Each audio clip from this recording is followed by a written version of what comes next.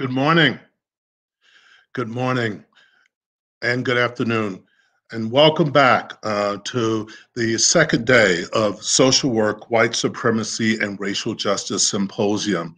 I am James Herbert Williams, Director of the School of Social Work at Arizona State University.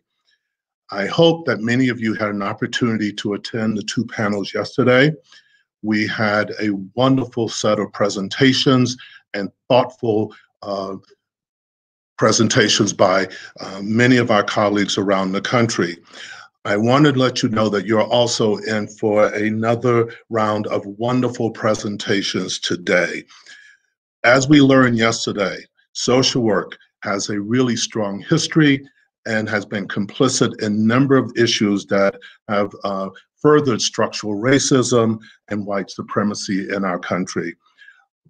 It is a wonderful opportunity for us to thoughtfully look at our past as we begin to think about how do we move forward in our future as a stronger and a better profession that truly addresses social justice issues.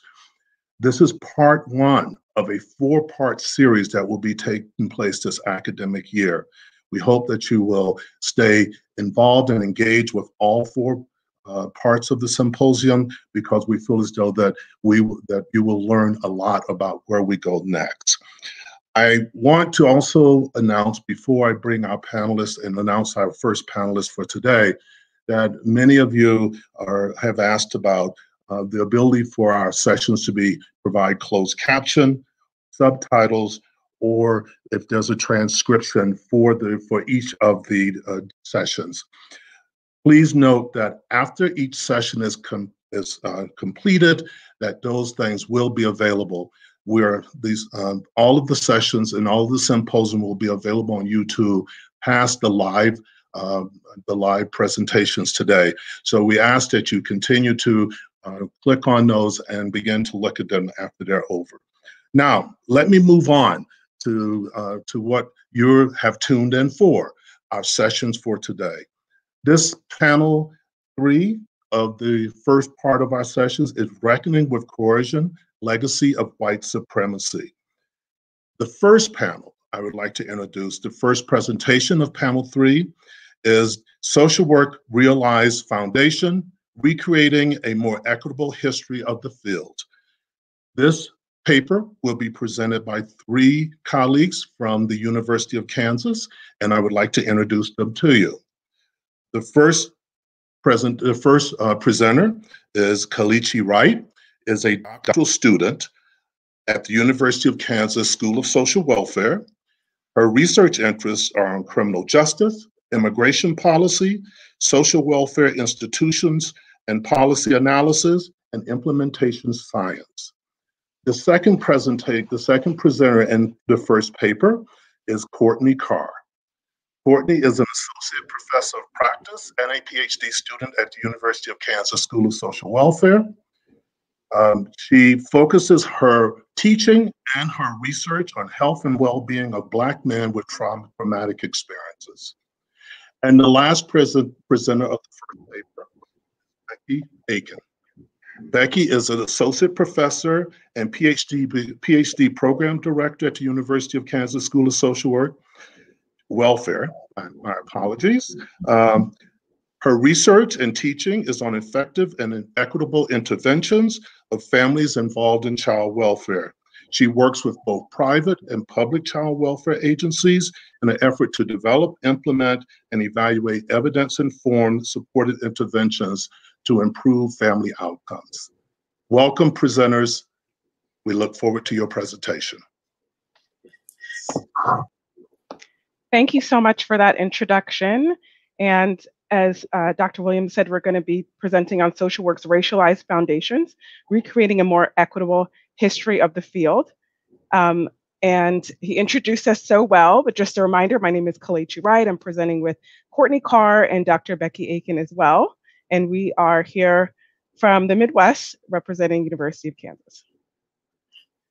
So since we all know, I think, especially of recent intention, we've seen a lot of intentional effort to look at the faces of racism around our country. And these three monuments are what you would call overt symbols of racism that are right in our backyards here in the Midwest, where Courtney, Becky, and myself live. We're aware of the warranted controversy of these relics. And interestingly, in the last election, I took part in an opportunity to vote on the third picture you see, a statue of Andrew Jackson, in which the city residents were determining whether they would keep that statue in front of the courthouse in Kansas City. Unfortunately, the people voted to keep that statue. And so the struggle continues as far as these kind of relics, as far as the Midwest. Yet remedying racism is not as easy as removing symbols or relics. It is a perpetuated mindset. And today we're focusing on the ways that history and even social work plays a part in perpetuating this mindset. Historically, a false narrative has been written. It's one that tells us that earlier framers of institutions are almost always of European descent, creating a subconscious and conscious paradigm that whites are innovators, originators, and generators of everything needful and new. In contrast, we are told another falsehood that Black, Indigenous peoples of color are almost always the receivers. And we also see how it can create an inaccurate belief that the role of white people is to help remedy other cultures' supposed primitiveness. This phenomenon is one of the worst catalysts of white supremacy, and social work is no stranger to this white supremacist narrative. Ironically, a discipline that prides itself on social justice and racial equity is historically framed by the same whitewash history, a story that tells us that the earliest founders of the field are predominantly white, while many of the recipients of their sacrifices in social work are poor and or Black, Indigenous peoples of color. So moving on to how institutionalized racism in history kind of plays a part from a bird's eye view. So here we are establishing how history plays a dominant role in perpetuating racism. And an inaccurate view of the past always distorts efforts to make a more just future. Many disciplines have just within the last few decades began to excavate the voices of many marginalized ethnic groups, revealing their unique role in contributing to the discipline historically. In the meantime, unrevised history remains as a silent but powerful weapon that is reinforced by being retold repeatedly to a new generation of leaders. And what we are discussing is crucial when we think of the dynamics of social work. One reason is that this is a field typically populated of white individuals in many settings, assisting and serving people of color in a large majority. If these scholars, practitioners, or researchers in social work populate the field, learning a specific history like we're discussing today, a false narrative will continuously be reinforced that serves at the seatbed of white supremacy. That again, Black, Indigenous people of color are the weak and inferior receivers, while whites are the innovators and distributors of all things good. Furthermore, there is a general deficit in social work history of stories telling about the contributions Black, Indigenous people of color have made to the field themselves. And as we are also seeing presented to this conference in recent scholarship, social work has a checkered past in its involvement of direct discrimination of people of color through things like discriminated child welfare practices and other arenas which it has harmed specific ethnic groups under the guise of helping. Social work must be accountable to telling the whole story of its role in perpetuating institutional racism, and failing to tell the narrative, the real narrative, is a disservice to a complete and honest understanding of this very unique discipline. So kind of segueing here into social work history specifically. So we're transitioning and looking at what is social work, which is crucial as it relates to how we reframe history moving forward. The origins of social work are, of course, debatable, as the deeds of the profession historically outdated the officiation process vocationally. Complicating the discussion is how to characterize or conceptualize what was or was not social work in times past. Yet we will utilize what was popularly deemed as social work to help better understand the challenges in magnifying the role people of color had in creating the profession. It is traditionally upheld that social work began from frameworks and principles that span from Europe, the United States, and the Middle East. This is all based upon excavating the written history of these geographical areas. If one is seeking to date whether what is upheld as social work principles or practices existed in other regions of the world, such as Asia, Central America, South America, or Africa, seeking written evidence, it would prove difficult since oral traditions were the manner in which history was often disseminated from generation to generation amongst many of these people groups in earlier time periods. If we borrow from earlier writings of white or European observations, these groups international, to deem whether social work practices were evident amongst them, we'd run into an obvious problem where implicit and explicit racial bias was rampant, since we'd be examining time periods where white supremacy was overtly and intentionally and institutionally supported in all European dominated regions of the world. Furthermore, research has shown that historically many contributions indigenous people groups have made have been downplayed, ignored, omitted, or even stolen and attributed to white or European innovation. In all, and understanding the fullness of the contribution Black, Indigenous people of color and peoples of color could have had on social work or social welfare initiatives in early time periods is a worthy yet difficult task to undertake due to these issues. So looking specifically at the crowned founders of social work, it is important to look at the emergence of social work founders, and we know that most often whose reference is Jane Addams, Mary Ellen Richmond, and John Augustus, as these are labeled as founders or pioneers when social work was not yet labeled a profession. Yet the social work discipline acknowledges these early figures as central to understanding the blueprint for how social work came together historically before the terms social worker or social welfare were common knowledge. Yet the discipline is often negligent in failing to mention people like Eugene Kinkle Jones or W.B. Du Bois and Frederick Douglass, and one has to wonder why. One explanation may be that social work from its inception has tended towards centering and praising a certain kind of work. This kind of work is one in which people of privilege, like Addams and Richmond, give up the status quo to sacrifice for the poor, or even the kind of work that speaks to the great white hope phenomenon, where white affluent individuals give up their lives for non-white communities who would remain destitute had they not done so. Worshipping both of these kinds of work are not only the avenues that perpetuate white supremacy, they also deny the manners in which people of color have survived primarily on the means of their own indigenous leadership. And it fails to, and this fails to be recognized in many historical books.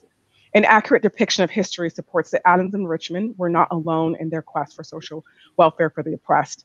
Many Black, Indigenous, and peoples of color sacrificed more than upsetting the status quo so that future generations would experience social justices that were denied during their lifetimes. I'm going to pass this on to Courtney, who's going to speak about Black, Indigenous, people of color, social work contributions in greater detail. Yes, thank you. So kind of just reiterating what Kelechi said, while Addams and Richmond were awarded for their sacrifices to communities of color and communities that were historically marginalized, many Black, Indigenous, and people of color faced harsh social sanctions well into the 1960s and beyond. Individuals like Dr. Martin Luther King were placed on FBI watch lists, as well as were profiled by local and national governments. Looking at this, in our time today, we don't have time to even discuss a quarter of the people or the contributions, but we do want to take a moment to discuss a few. So W.B. Du Bois, he was born during the same time as Richmond and Addams and has been suggested by a scholar as the rightful forgotten heir to the title of father of social work. His work mirrored that of macro-focused social worker. His research and work was so prolific that he's often coined a sociologist. Du Bois fought for social justice in the midst of issues such as Jim Crow, legal lynching practices, and legally supported institutional racism. Eugene Kinkle Jones was the leader in the National Urban League, an organization that historically advocated against racial discrimination. Jones is well known for his focus on advocating for better health, housing, and economic conditions. He worked for the incorporation of Blacks into labor unions, organized civil rights activism against businesses that were legally able to deny jobs to Blacks, and advocated for school reform. Jones, though not likely known and discussed within the social work field, was elected amongst the leadership of the National Conference of Social Work in 1925. He was the first Black person on the executive board in the National Conference. We also have people like Dr. Crystal Coles, who studies the impact of African American women have had on social work. She uses a method called prosopography. Prosopography is used to examine older documents and involves a detailed historical investigation into the lives and works of people whom are no longer available to interview.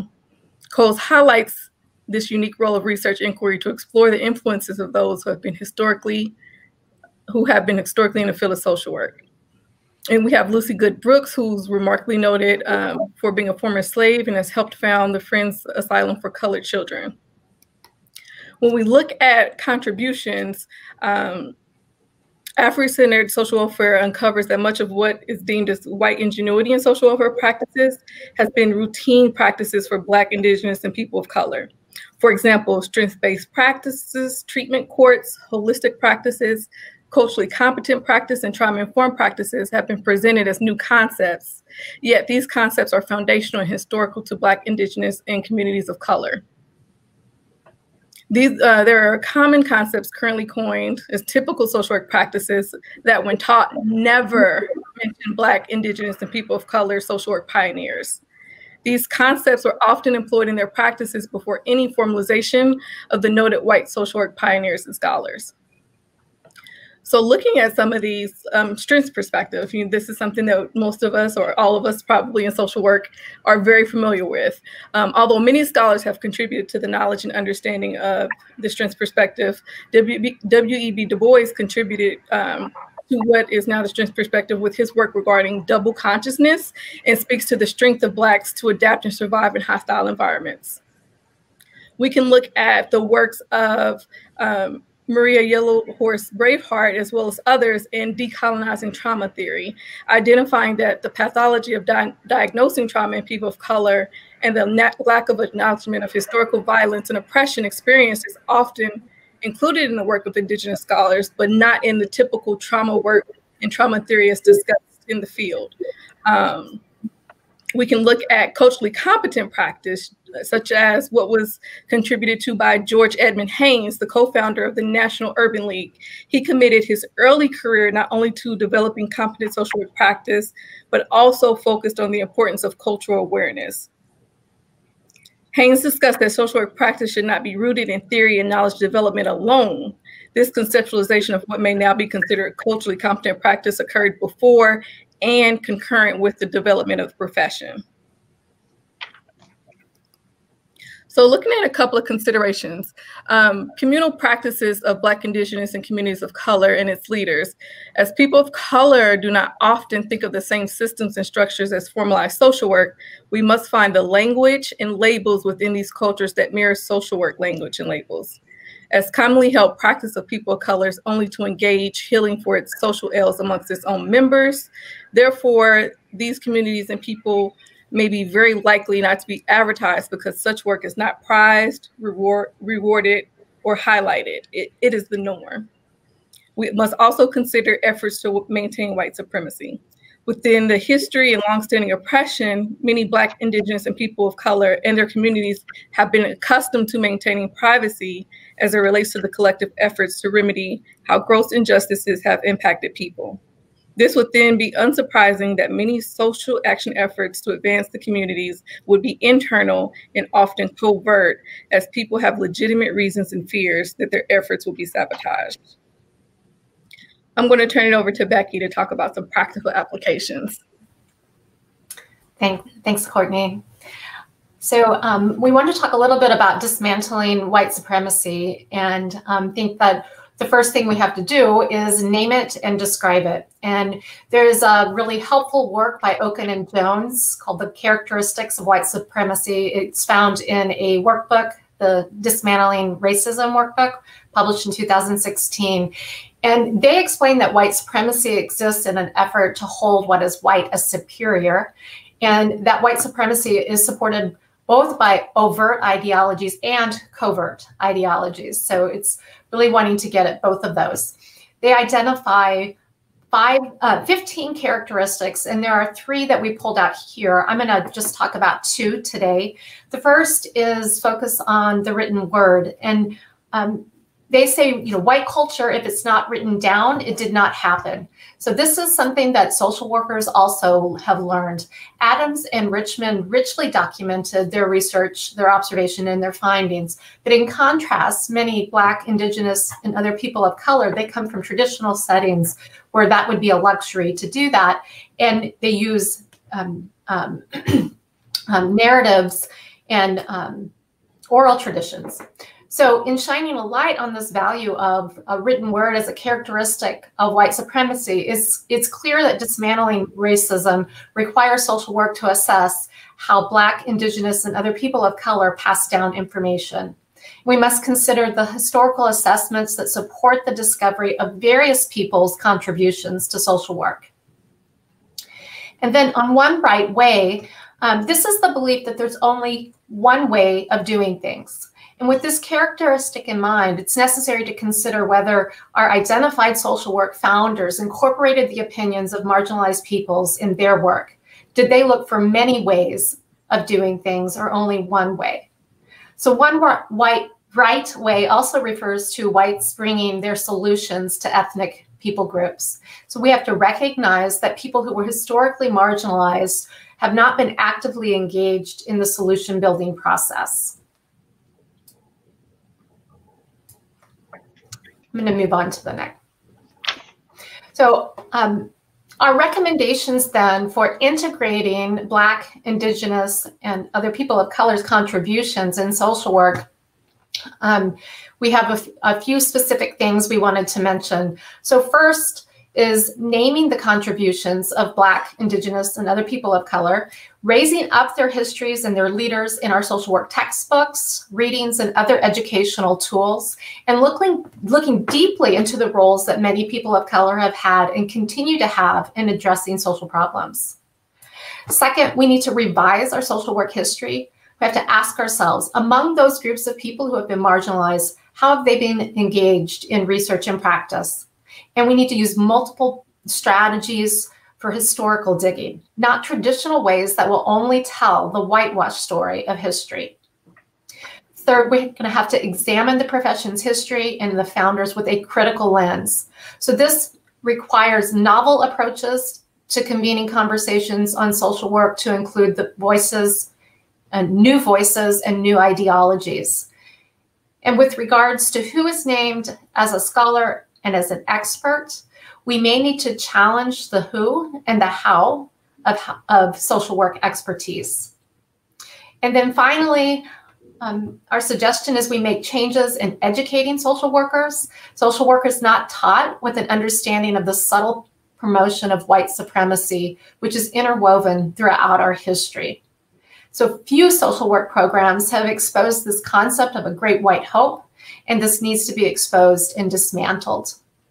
We need to revise who we have honored as our founders. We must ensure that our definitions of social work are not just from a Eurocentric lens, as this will continue to perpetuate white supremacy. And finally, beginning the process of dismantling white supremacy also requires that we dethrone the white idols of social work and ask ourselves, why did these early founders fail to incorporate the voices of Black, Indigenous, and other peoples of color in their scholarly work?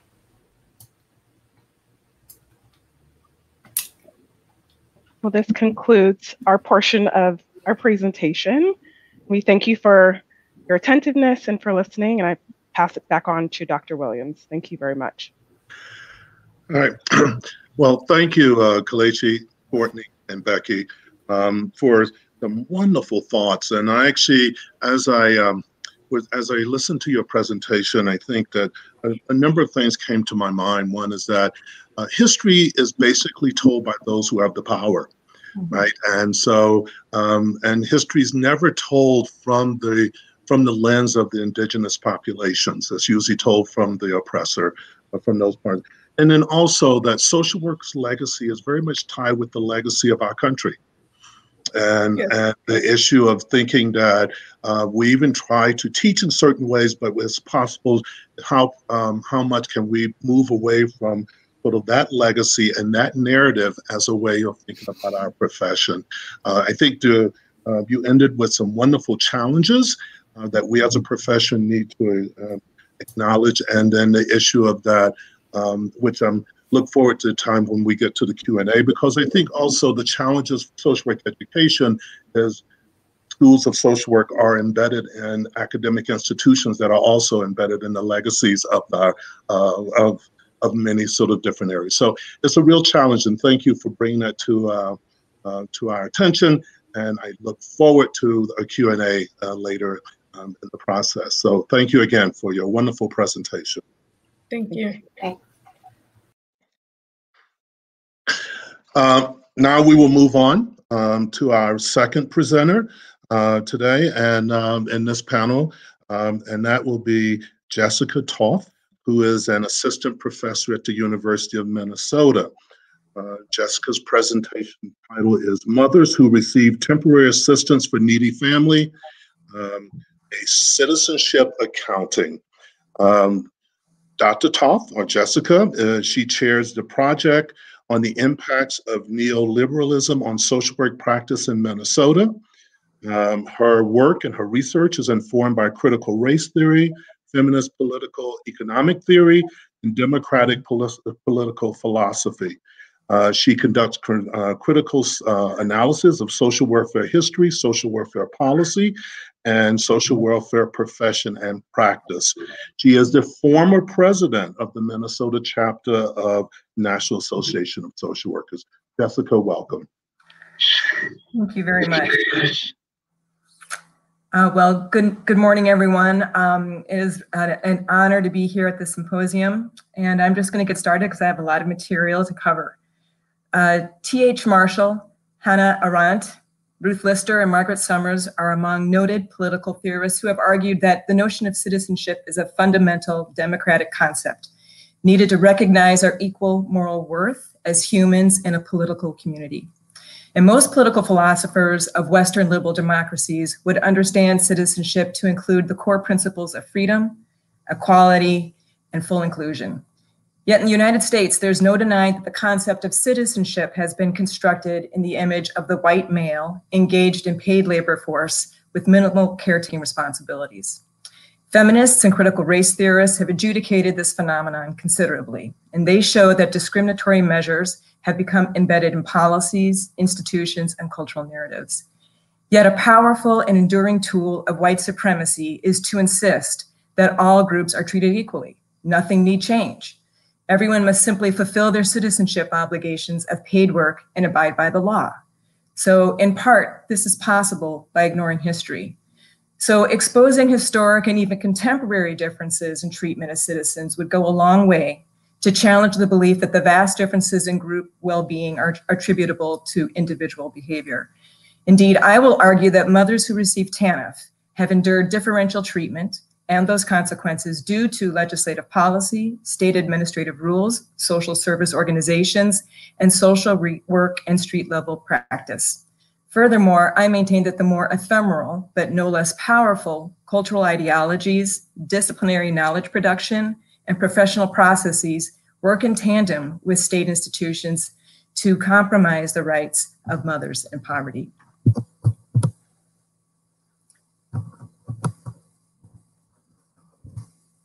I'm having a hard time moving my slide along. Maybe someone can help me with that.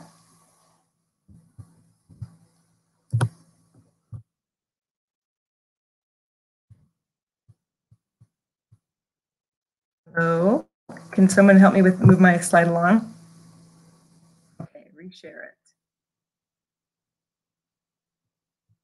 I will try to do that. How do I reshare? Sorry, everyone. I seem to have some issues with my.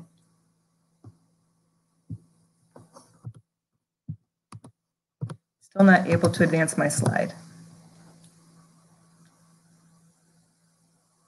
I'm wondering if I can just ask you to advance my slide. Would that work?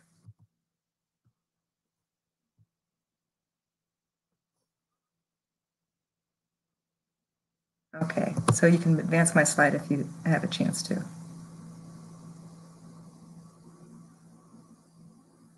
Real life happening right here. Okay, thanks for not sure why it won't let me do that.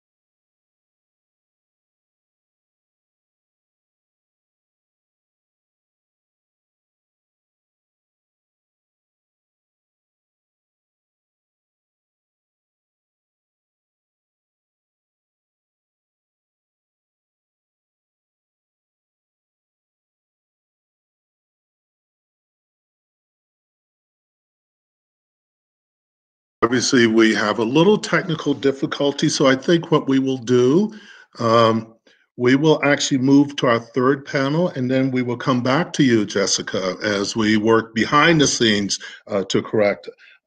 So, Melissa, would it be possible to have you present at this point? Jessica, okay, thank you. If nothing else about social work, we're adaptable and resilient. We will. Our next panelist, our third panelist of this presentation of this is by Melissa Murphy. And Melissa is a PhD candidate at Florida State University. The title of her presentation is Coercion and Institutional Racism in the Evolving Mental Health System. Social workers, both the problem and the solution.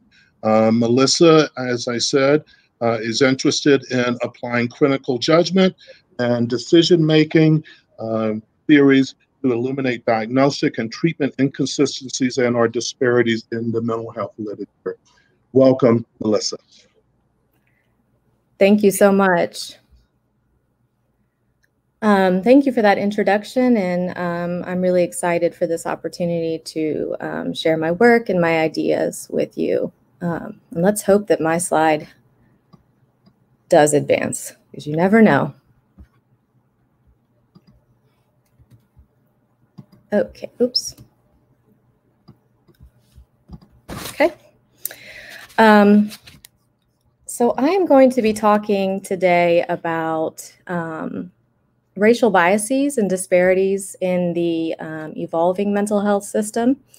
And I'm going to focus specifically on social workers' assimilation with the profession of psychiatry. So I'm going to take a historical lens, and I'm going to try to talk about the past 200 plus years of psychiatry in 20 minutes. So we'll see how I do. So the thing that I want to focus on here is this idea of paradoxes that kind of evolve from the problem of racial disparities in the mental health system, and the idea that social work has sort of assimilated into psychiatry. And I want to expand the arguments popularized by Specht and Courtney in this book here, Unfaithful Angels. This is a book from 1994. And it's the idea that social workers abandoned the mission, the original mission, which we see in the settlement houses and some of the first instances of social work. And some of our previous speakers mentioned that earlier. So the first paradox is the idea that social workers can be both the problem and the solution to the racial disparities that we see in the mental health field. So this is a conceptual paper, and I'm integrating multiple distinct research traditions to examine social workers' fight against and within institutional racism in the mental health system.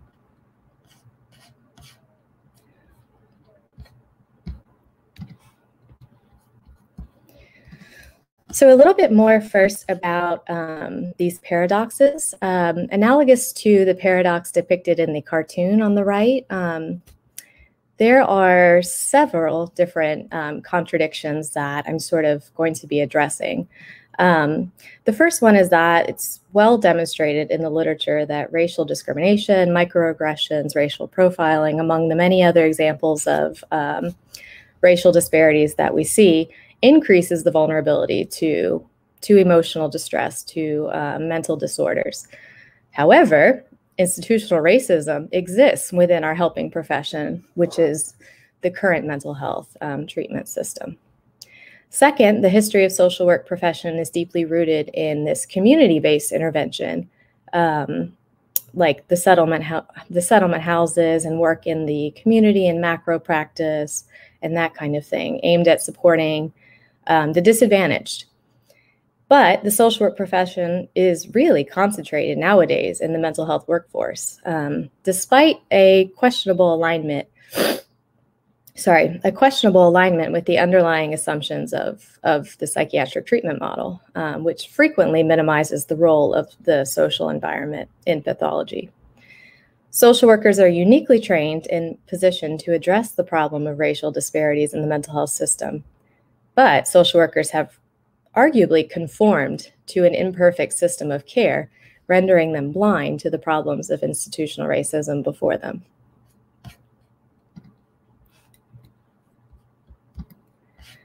So I want to touch on the literature on racial disparities and introduce that first in mental health. So I'm going to go over sort of the main findings, which is that Black clients are more likely to receive coercive, involuntary, and restrictive treatment interventions when compared to white clients. And the implications of this are they're more likely to receive coercive and involuntary treatments that have potential for serious adverse effects and even iatrogenic harms.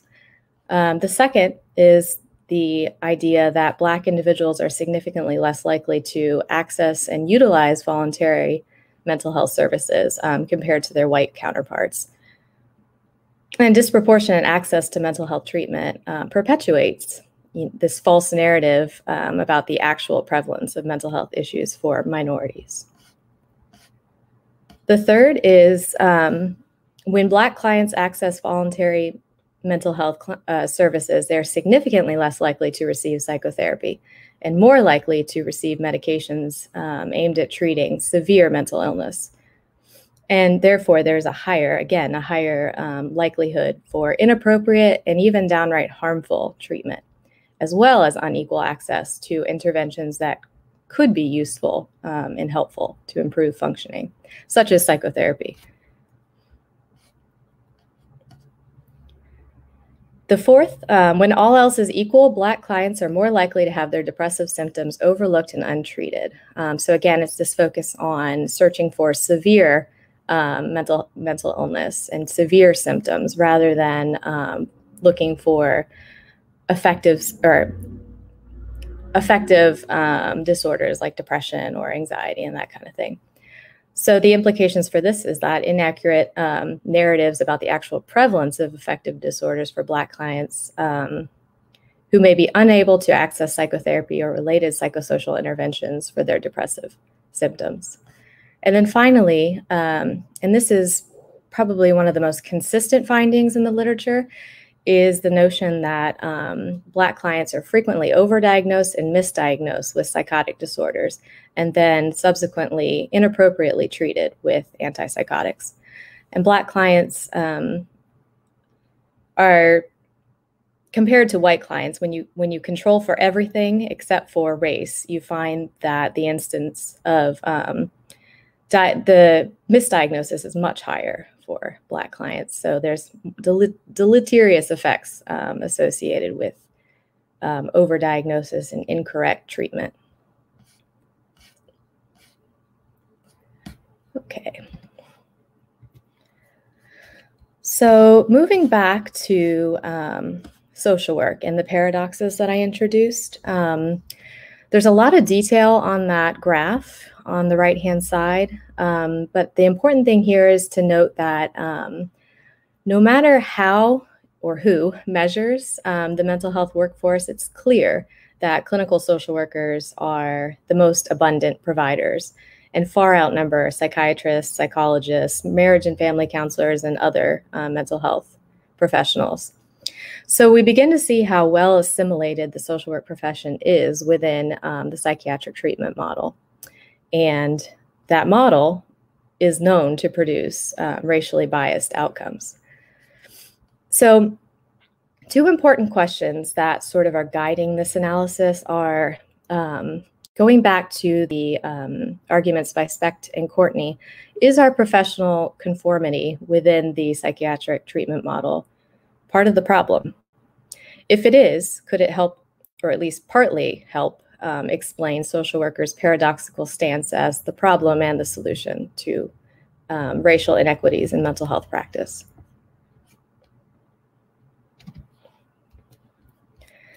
So now I'm going to try and cover psychiatry within the history of psychiatry within a few minutes, so bear with me. So I'm beginning at the birth of psychiatry as we know it today, and that's somewhere around 1808. We see a lot in the influential writings of a lot of the scholars of that time. We see the introduction of asylums, and primarily, well, asylums have been around for a while, but asylums become associated with psychiatry, and psychiatrists' work is primarily in the asylum, and they're dealing with pretty severe mentally ill clients rather than, maybe what we might think of as mental illness today. So this is severe distress rather than depression or anxiety. So treatment in these asylums generally prior to the early 1800s was involve punitive and crude type punishments like bloodletting, shackles, restraints. But there was a movement in the early 1800s called moral treatment. And this was the idea that psychiatrists could use structure and routine in these inpatient settings and recreation and leisure, and that may reduce the instances of insanity. I'm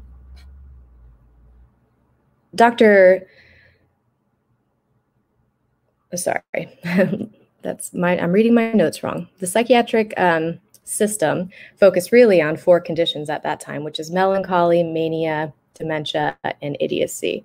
Now that is regional. For the antebellum South prior to the Civil War. Oh, I think there's, looks like we're having some technical difficulty. Oh, okay, it's back. Prior to the Civil War, in the antebellum South, we had a different psychiatric diagnostic system, which included drapetomania and dysesthesia aethiopica, which were essentially disorders of slaves. And these were disorders by Dr. Cartwright. And it's the idea that slaves who ran away were mentally ill, and slaves who were lazy and had poor work ethic were had this so-called disorder called dysesthesia aethiopica. But we understand these disorders today to be edifices of scientific racism.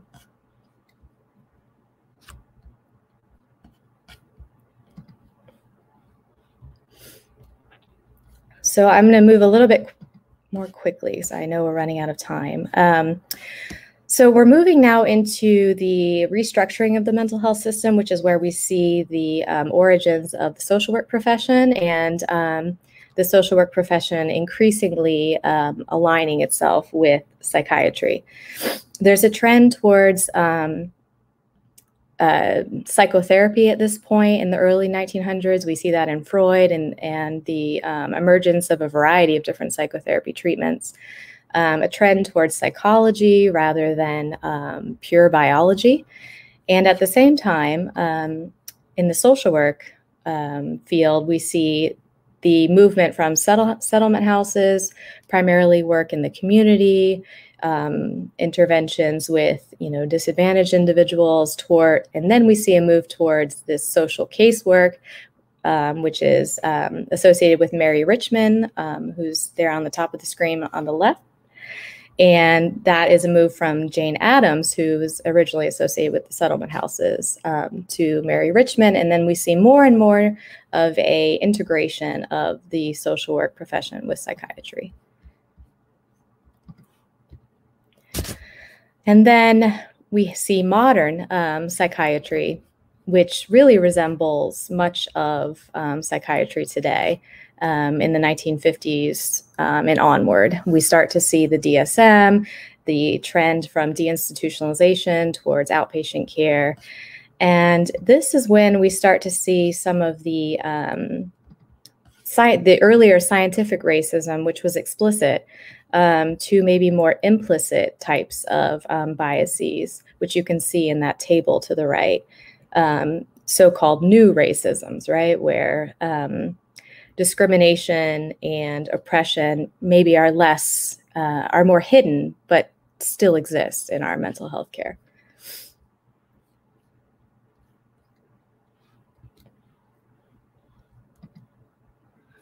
Okay, so to end, I want to just summarize some of the main points here. Our current mental health treatment model seems to be in many ways at odds with the social work profession. And the former emphasizes pathology and illness, and the latter within the client, and the latter emphasizes pathology within a sick society.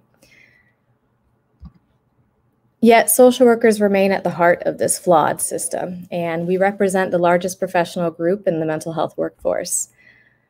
So in many ways, we did have to conform as a profession to evolve and remain in step with the current mental health treatment model.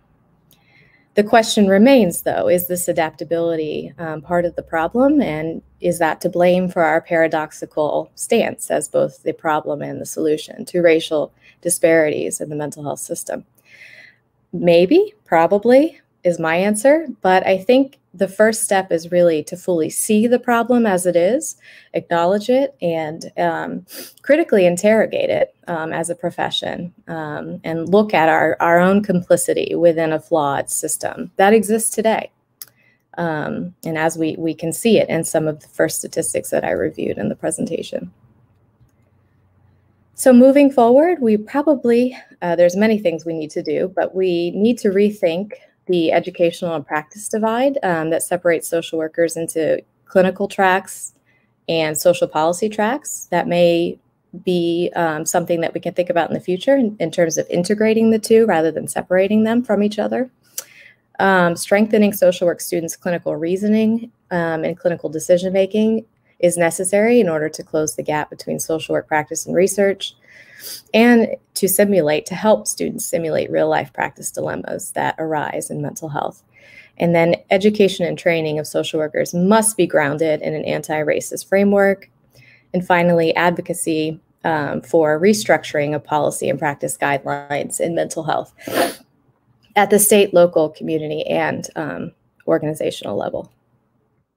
So in summary, if these racial disparities continue to go unseen and are further internalized by practitioners and then normalized by the mental health system, it's likely that we'll continue to see minorities receiving coercive, inappropriate, and downright harmful treatments. A treatment model that reifies human distress as existing within the client instead of resulting from an unjust society will continue to obstruct racial justice for all. Thank you. And here's my contact information. Well, thank you very much, Melissa, for a very thought-provoking presentation. A couple of things that that jumped out at me, because I know that the Courtney and Speck book is one that's used very prominently in social work education as a way to look at how social work has sort of been co-opted by the psychiatry and medical profession.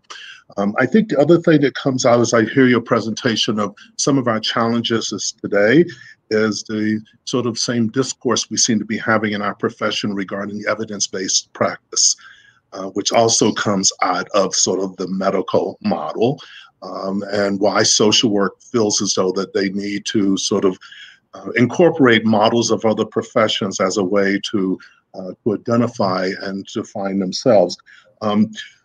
Other thing, and then the third thing that I thought was very interesting from your presentation is the discourse that's been taking place around the DSM and diagnosis and how diagnoses are done, the disparities around diagnosis, who gets diagnosed with what diagnosis, and those sorts of things. I am really looking forward to our Q&A, because I'm sure there are many of our social workers out there who truly believe that the medical model or psychiatry is not the best model to think about sort of mental health interventions for especially for people of color.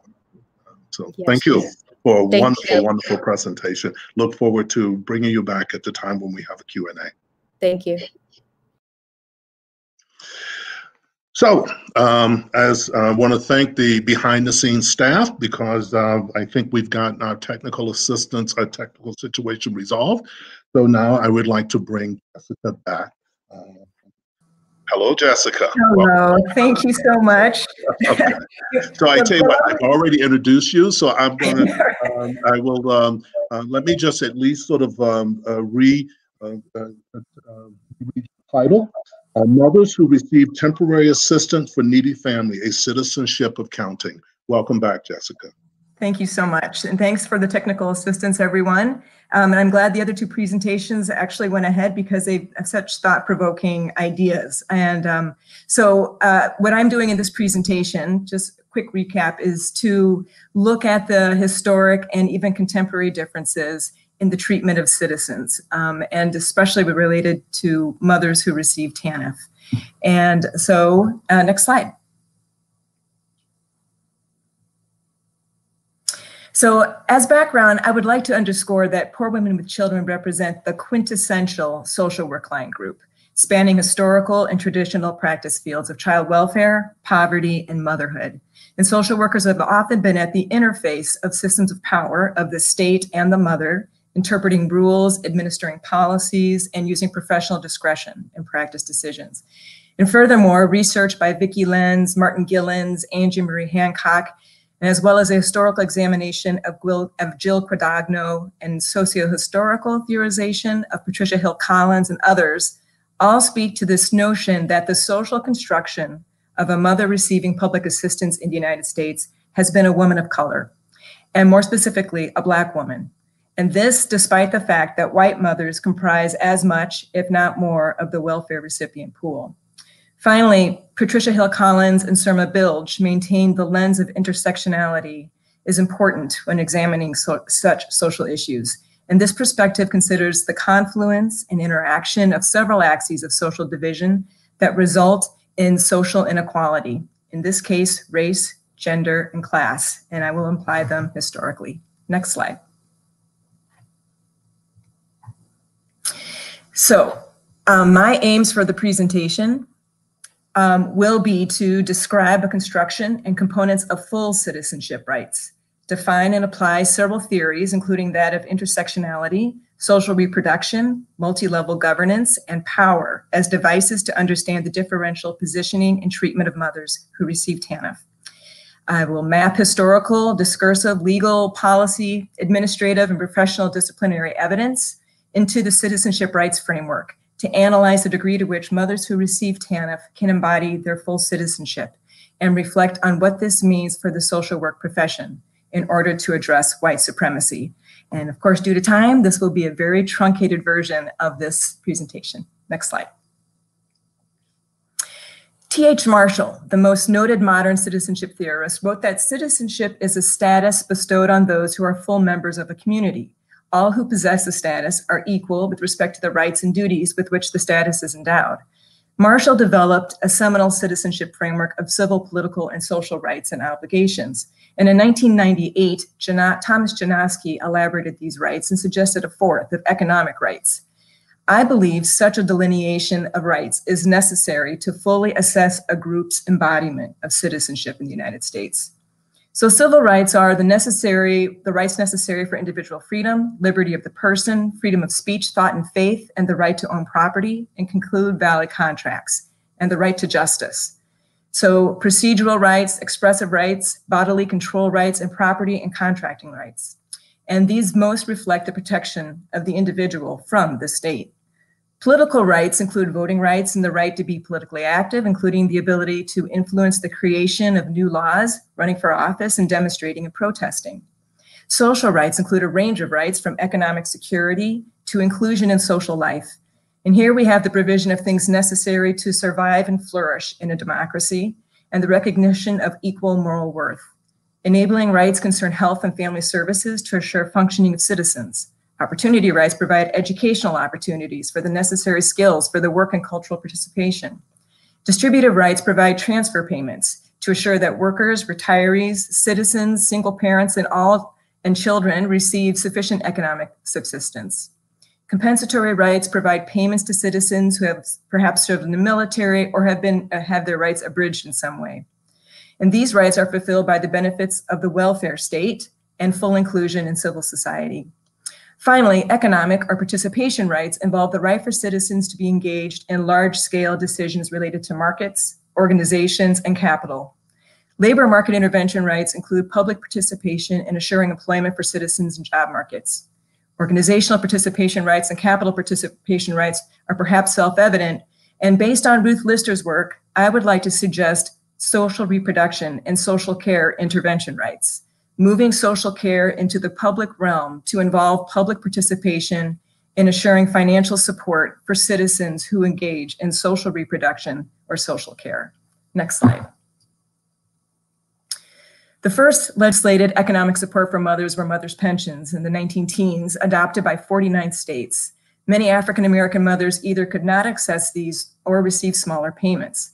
With the passage of the Social Security Act of 1935 and the Aid to Dependent Children, financial support for mothering became an entitlement. However, agricultural and domestic workers were not written into the act, and the provision to devolve programmatic decisions to state and county public welfare boards resulted in women of color routinely denied economic assistance. Aid to families with dependent children in 1962 finally included economic support of the parent too, not just the children, and was improved by legal challenges to systematic discrimination. African-American mothers in poverty could finally access the citizenship benefit, a long deferred civil right. And the mothers who accessed AFDC grew from 5.3 million in 1967 to 11 million in 1972. In 1996, the Temporary Assistance for Needy Families was passed as part of the Personal Responsibility and Work Opportunity Reconciliation Act. And this act moved poor parents, mostly mothers, from an entitlement program that supported parenting of children to a financially capped one with mandated work requirements and time limits on assistance, despite economic conditions. Next slide. Marx described the relationship between capital and labor, but neglected social reproduction. Social reproduction is the production and reproduction, that is the caring for, of people on a daily and generational basis, or on the ongoing production of labor. This includes caregiving, such as supervision, emotional attention, and physical caregiving of children and others, domestic work, cleaning, meal preparation, shopping for necessities, and the list continues. It is often unrecognized and unwaged, and yet fundamental to a capitalist society. So consider, how would the economy be affected if mothers went on strike? However, Black feminists especially have noted that the lives and histories of Black women do not fit such a tidy division between labor and social reproduction. Historically, Black women have had to take up both labor and social reproduction. And even though working class white women historically occupied both roles to a fair degree, Black women did so more and they were paid less. So their labor, even full-time labor, was and is often not enough to support their families. Next slide. So at first glance, coercion would seem to have a top-down central command position between the powerful and the acted upon. Yet when we think about power in social work, it does not always work this way. Historically, the repressive use of power or coercion includes that applied by employers, including the stick of deprivation wages, long hours, and union busting. Within state governance, legislation, policies, administrative rules, agency and management rules are all examples of applying top-down power. Yet, there are other ways that power is experienced. Normative use of power is found in ideologies, which are systems of ideas associated with group interests, such as class, a social identity group, an institution, and a profession like social work.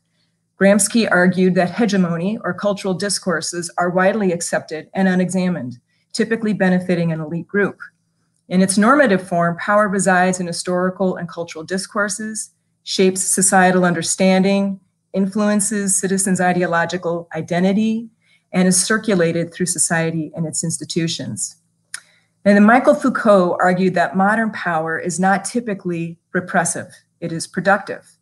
Academic disciplines and professions are prime examples, and that knowledge production is what is considered the truth is power. He studied prisons, hospitals, schools, mental institutions, and argued that the objectification of problems into things to study was its first step. The microsystems of intervention, practice, and control found in these institutions molded individuals to self-govern according to rules instilled through daily guidance of conduct. This governmentality shifts power from a centralized power of command and diffuses it throughout subjects who govern themselves. Therefore, it is not the content of ideas where power abides, according to Foucault, but in the routinized processes, procedures, and apparatuses of disciplines. Power is capillary. All subjects are shaped by the state, organization, and discipline, and they unreflexively adhere to techniques and routines in which truth has been established. Next slide. So, this multi-level governance framework for social work shows that social work is within every domain of this framework, from direct practice to the legislature. With this diagram, I show three things.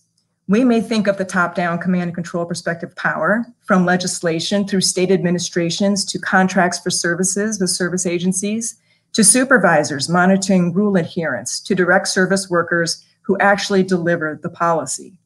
However, power also operates in different ways. Considering the normative power of ideologies, beliefs like people are poor due to individual fault can be taken up by individuals who work with service users and also embedded into institutions in the content of policies and rules. Furthermore, productive power of knowledge generation as objective truth is problematic if their construction positions subjects as objects of study and targets of practice. Additionally, practices, processes, apparatuses are embedded into microsystems of practice without reflection. This power operates at all levels, from microsystems of practice to pro forma contracting with states and HMOs to deliver routinized services. Next slide. So now I will quickly try to map the historical, discursive, legal, policy, administrative, and professional disciplinary evidence and unreflected processes onto the citizenship rights framework to analyze the degree to which mothers who receive TANF can embody their full citizenship. Due to time, this portrayal will be incredibly incomplete. However, it provides a sense of experienced citizenship for mothers receiving TANF. And I cannot cover all facets, so I will just try to cover those ones that are most significant. Next slide.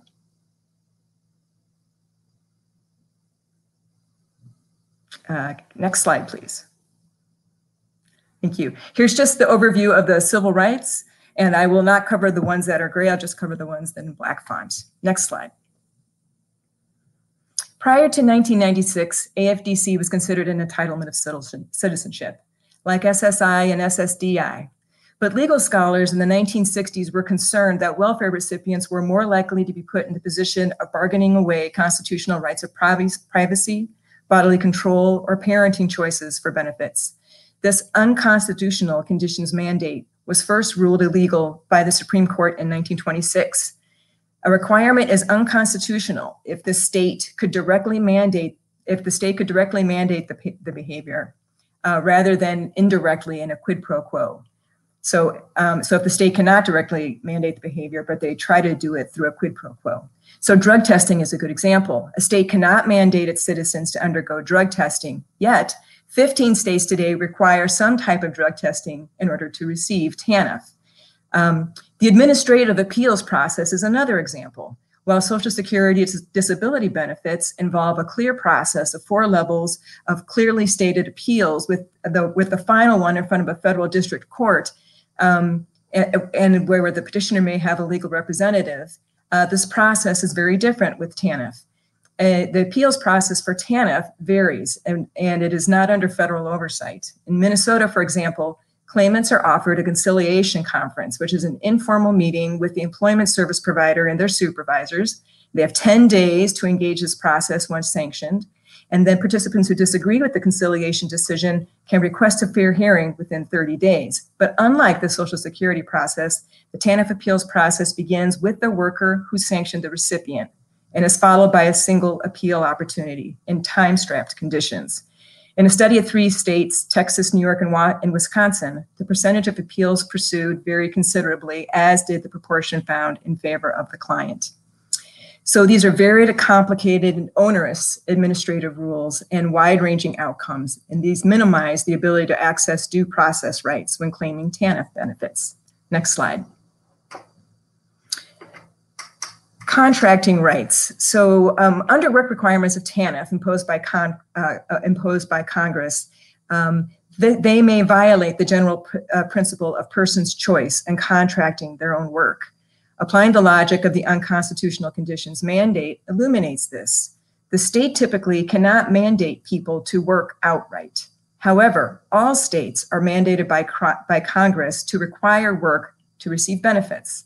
Participants are usually expected to take the first job offered them, regardless of the implications for wages, childcare, and interest, throwing into question poor mothers' true ability to contract their own labor. Next slide. On the other hand, the principle of equal treatment under the law has been upheld in landmark cases. In 1968, the suitable home or man of the house rules applied to AFDC recipients by some states were struck down by a Supreme Court decision in King versus Smith. The court ruled that a mother's sexual relationships should have no bearing on her right to receive government assistance.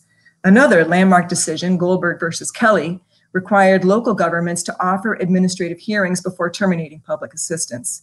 Prior to this decision, local governments could terminate payments to recipients through arbitrary and precipitously applied rules. So this ruling underscored that public assistance benefits were a statutory entitlement. Their denial would have to follow procedural due process. Justice Brennan argued that the destitute individual's survival outweighed the state's financial administrative burdens. So, however, as we see, when the policy was relegated to the states, the entitlement status was undone. And while hearings still occur, they do not have to follow the constitutional due process laws, but rather follow bureaucratic state rules. Next slide. Kiara Bridges states that the freedom to privacy in the Constitution's amendment reside in the 4th and 14th Amendments, and Gilman maintains that privacy rights fit into one of three categories. First, physical privacy, or the integrity of a person's body and home. ADC, AFDC, and TANF all have required numerous invasive measures. TANF drug screening and testing is a prominent contemporary example of challenging bodily integrity.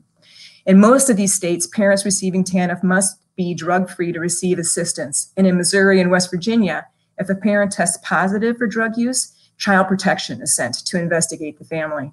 Another questionable incursion into bodily control and privacy is the establishment of paternity to receive the full amount of TANF, to receive at least, and if not doing this, you'll receive at least a 25% reduction in benefits. With regard to privacy in the home, welfare departments routinely searched parents' homes, even in midnight raids, to limit benefit eligibility, especially Southern Public Welfare Boards. Some welfare departments would conduct home visits to check on home conditions.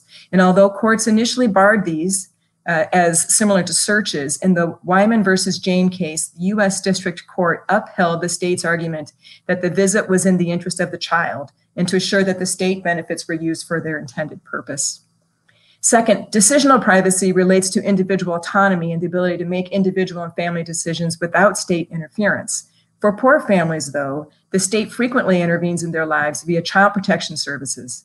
In a study of more than 1,000 parents who are receiving TANF in Milwaukee County, 47% of them had been investigated by child protection. Even prevention services collect unnecessary assessment information for possible future misdeeds. Third, informational privacy relates to a person's ability to limit the access to one's private information. But historically, mothers have endured privacy infringement, including the 1951 Jenner Amendment, which allowed states to publish recipients' names in newspapers. The 1950 Notification of Law Enforcement Officers Amendment required welfare departments to alert police departments when a child began to receive assistance. Bridges argues that state agents, such as social workers, most often side with state authority regarding the privacy rights of poor women. Accessing public services heightens the exposure to state surveillance and subsequent discipline and punishment. Next slide. As many historians note, and it bears repeating, eugenics of the progressive era was supported by a number of social work leaders. And Dorothy Roberts states that there has been a litany of legislation and policy proposals that require invasive bodily tests or procedures of Black women. Early in the welfare reform debate, legislators proposed cash bonuses for mother recipients who did not have children, and even suggested mandates for women to have implanted nor plant birth control devices in order to receive assistance. These proposals raised constitutional concerns, of course, so legislators turned to a different stick approach, the family cap policy, which prescribed that mothers who had another child while receiving welfare would not be eligible for additional benefits. In the 1990s, nearly half of the states had family cap provisions. Next slide. And on to next slide. So TANF policy does not prohibit women from voting. And in fact, in nearly all states, the National Registration Voter Act of 1993 requires public assistance workers to offer assistance in registration, filling out the registration card and sending it to the appropriate state or federal level of office. In this respect, living within TANF rules may have increased voting access for mothers in poverty. However, TANF may reduce political involvement and that it requires significant time commitment. For example, all states require that parents engage in paid work or paid work activities for a certain number of hours each week. In addition to these core hours, parents are often required to engage in non-core activities. So in Minnesota, parents who have children under the age of 6 are mandated to work 87 hours per month in core work activities.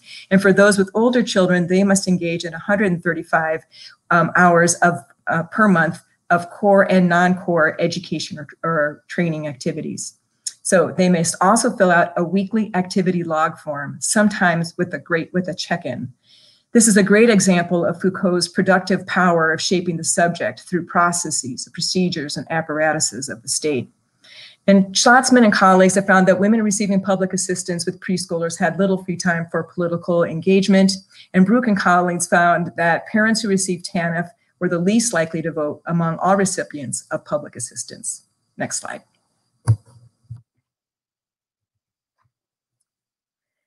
Some states today still have a welfare rights coalition with a website, and these groups have organized around political participation as well as protest. The Minneapolis group and Brooklyn's Community Voices Heard group staged protests against the passing of TANF on its 20th anniversary. One exemplary site is the Coalition for California Welfare Rights Organizations. This organization is supported through pro bono attorneys. It educates on the current statute and program rules, provides easy access to welfare forms, prepares forms that counter or resist welfare office decisions, and provides updates on litigation challenges to welfare policies. It even provides an email form to protest discriminatory actions by county workers. And while not a technical organized protest, it does provide extensive tools of resistance. And the Community Voices Heard in New York was formed in 1994 by poor parents in response to welfare reform policies, and it has grown to address broad issues that impact low-income people. Next slide. So, and you can go on to the next slide. With regard to cultural ideologies, the American notion that deprivation is necessary to motivate people to work was evident, of course, in the charitable organization societies. Family allowance, however, is the essential purpose of the TANF grant.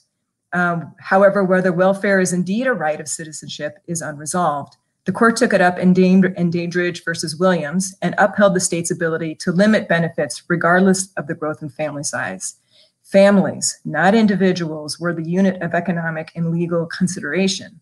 So amid this family unit backdrop, federal TANF policies outline work requirements and time limits for parents, mostly mothers, who receive this limited family assistance. Each state may develop their own policies within this framework, and they vary considerably. And unlike the financial assistance programs for paid workers, mothers must engage in some type of work activity to earn their benefits. This quid pro quo contractualization of benefits runs counter to what Margaret Summers contends are the public goods of citizenship. She and the justice theorist John Rawls would contend that benefits of the welfare state are public goods that cannot be contractualized in the image of the market. However, in Alabama, for example, the maximum allotment for a family of 3 is only $170 a month, while in Alaska it's $923 a month, both woefully below the 2018 federal poverty guidelines. Most states not only do not meet the poverty line, they rarely even reach half of it. Next slide, please.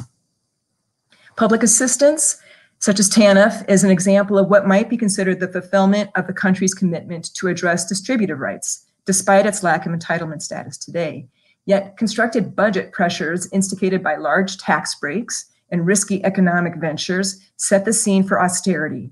For example, The Economic Recovery Tax Act, passed in 1981, represented the largest tax break ever passed for individuals and corporations to that point.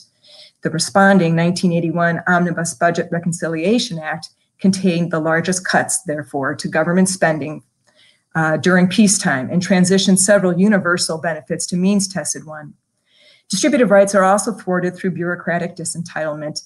Lipsky identified several ways that bureaucracies limit access to benefits, among them rationing access to benefits, rationing benefit levels themselves, letting natural forces have their way, and lessening professional discretion and increasing bureaucratic accountability.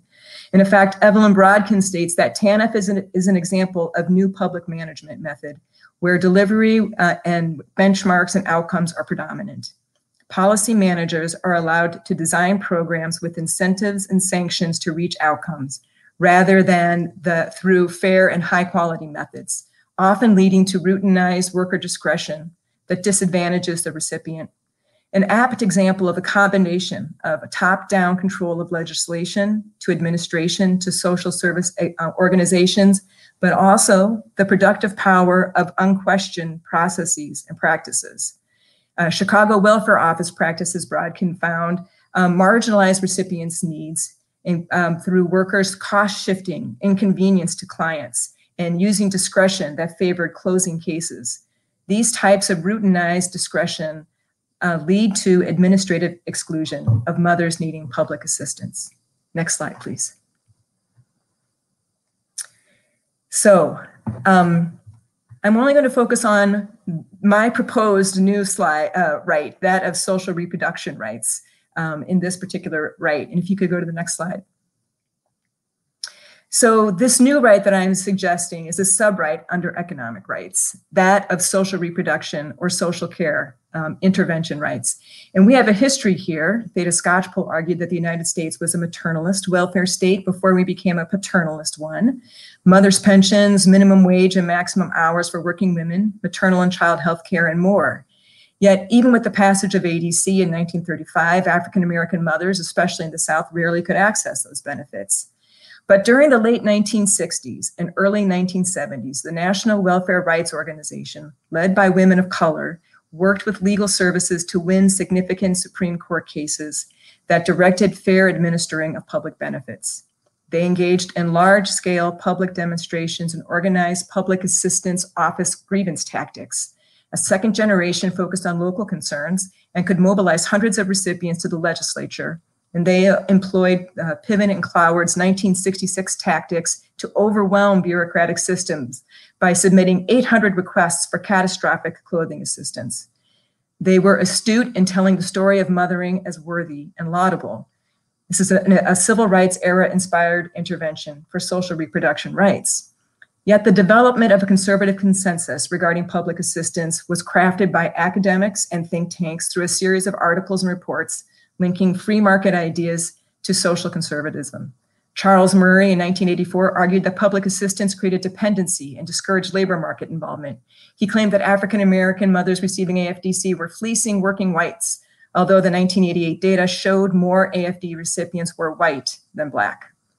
Lawrence Mead in 1997 contended that poverty was due to the lack of opportunity to learn normative behaviors and attitudes, and he called for a new paternalism that required specific paid work and parenting behaviors to receive assistance. Neither spoke about the work involved in parenting and mothering. The new conservative consensus submitted to Congress in 1987 to influence policy incorporated monitoring and disciplining engagement in the workforce, behavioral expectations of parenting, encouraging marriage, and paid work in exchange for public benefits, and even the possibility of no public assistance. Left undetermined was how to address caregiving. Interestingly, in 1996 welfare reform, the second plank of the U.S. Chamber of Commerce was to pass welfare reform.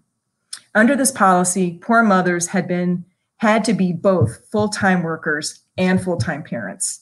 While 58% of children were lifted out of deep poverty prior to TANF, today only 14% are. Next slide. Citizenship rights assessment. Let's weigh the evidence. Civil rights may be the most compromised and the most for women who receive TANF. Political rights appear to be compromised through time commitments imposed by TANF as paid worker and full-time parent. By contractualizing the right to economic subsistence in a quid pro quo fashion, social rights have been severely undercut. Economic rights of being involved in decision-making regarding markets and organizations and capital, and the subsidiary right to unionize are incredibly important for mothers who receive TANF. They must be able to earn enough as a sole breadwinner to support their family and purchase services to still fulfill social reproduction roles. And along this vein, based on the country's ability to support mothering, I suggest a new sub-right under economic rights, and that of social reproduction or social care intervention rights. This unpaid, unrecognized work that props up the American economy should not continue to be unrecognized nor unpaid. In terms of the power analysis, while we can clearly see the power of top-down coercion evident in the market arrangements and government policies, we have less of a sense of how power is expressed in the microsystems of practice.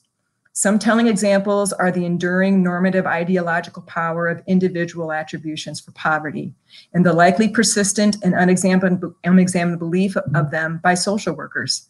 However, the less examined but growing literature on productive power, such as the emphasis on empirical scientism and the production of knowledge in social work, is problematic. Its aura of the truth lends to its use by social workers in unreflected practices, processes, and apparatuses. And these are especially evident in state administrations and social service organizations under the directives of neoliberalism, new public management, and managerialism. More research is needed here. Next slide. So while analyzing and deconstructing and disrupting are essential, I believe we need, as social work, to work towards the recognition of equal moral worth and in order to demonstrate the political humanity of everyone. So expanding and claiming citizenship rights has been a project for most social justice projects. The civil rights movement did this, women's rights movement has done this, the LGBTQ movements have done this, and disability movements have done this. And in liberal democracies, projects of freedom and equality have rested on the expansion and systems to allow people to embody their rights of citizenship. And social work should reflect on its history and turn towards this project in its curriculum, research, and practice. And we have just seen an incredibly contentious election where the right to vote has been regarded as a central pillar of democracy and equality. And while this is an absolute necessity, it is too narrow of a conception to contain all of citizenship. So by thinking about the experience of mothers who receive TANF, I would like to help reimagine the notion of citizenship in a way that allows us to see the dimensions of our political humanity that denote belonging to a political community and thereby be able to address them as a profession. Next slide. Thank you very much for your attention.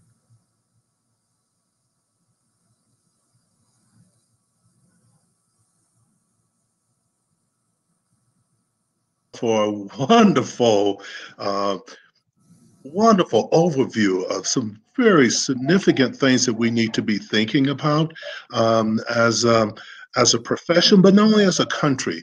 I think the whole aspects around who has access to what services and who has rights to access to services, and also is still a conversation we're currently having in regards to education, rights to public education, all those sorts of things. I think your discussion on all these different areas is just amazing. I look forward to the Q&A, which we're going to move into. So, and also thank both you and for being flexible, and Melissa, as we move through the technical pieces. So let's bring all of our panelists back. Welcome back, everyone. And let me say again, thank you all for 3 wonderful and insightful presentations. And I know that we have some questions afoot, so why don't we just move right into it? So the first question, I think, is for the first panel for that was done. How do we challenge our social work programs to adapt curriculums to acknowledge? I always get this sort of in BIPOC voices. I think all 3 of us were going to kind of touch on that, but Dr. Aiken, Becky's going to go first. So we all kind of had. So, so I think one thing is that we want to make sure that we have curriculum where we are using the works of Black, Indigenous, and other people of color, so that making sure they're showing up in our textbooks and our reading materials. Also, thinking about the theories we use and using different theories like critical race theory, making sure that in different course content we're seeing Black, Indigenous, and other people of color showing up. And I'm thinking of like social work research courses, making sure that we aren't privileging only one type of research, but that we're looking for lots of different types, different ways of knowing. That's another way where I think we can ensure that our programs are acknowledging Black, Indigenous, and other people of color. And I was going to just mention too, I think from the practical aspect, even when we think of things like student advisory groups and different boards that universities have, where, because I'm not sure if this was a student or a faculty member that asked the question, but if it was a student, I think I saw in the comments that some students had questions along those lines, that those avenues might be places to discuss the principles of social work, the history of social work, why are these things not incorporated, and why is it not general part of conversation as well. I don't know if Courtney, did you have anything else to add on this one? I think sometimes too, it's just really like being open to and encouraging different methods, different modalities, different structures. I know we talked about Dr. Coles and her use of prosopography and research, but just in like grading structures. I know Becky and Kalechi wanted me to kind of talk about within my teaching of MSW students, I don't use a traditional grading structure. I have to give grades because the university requires it, but I use what I consider an ungrading approach.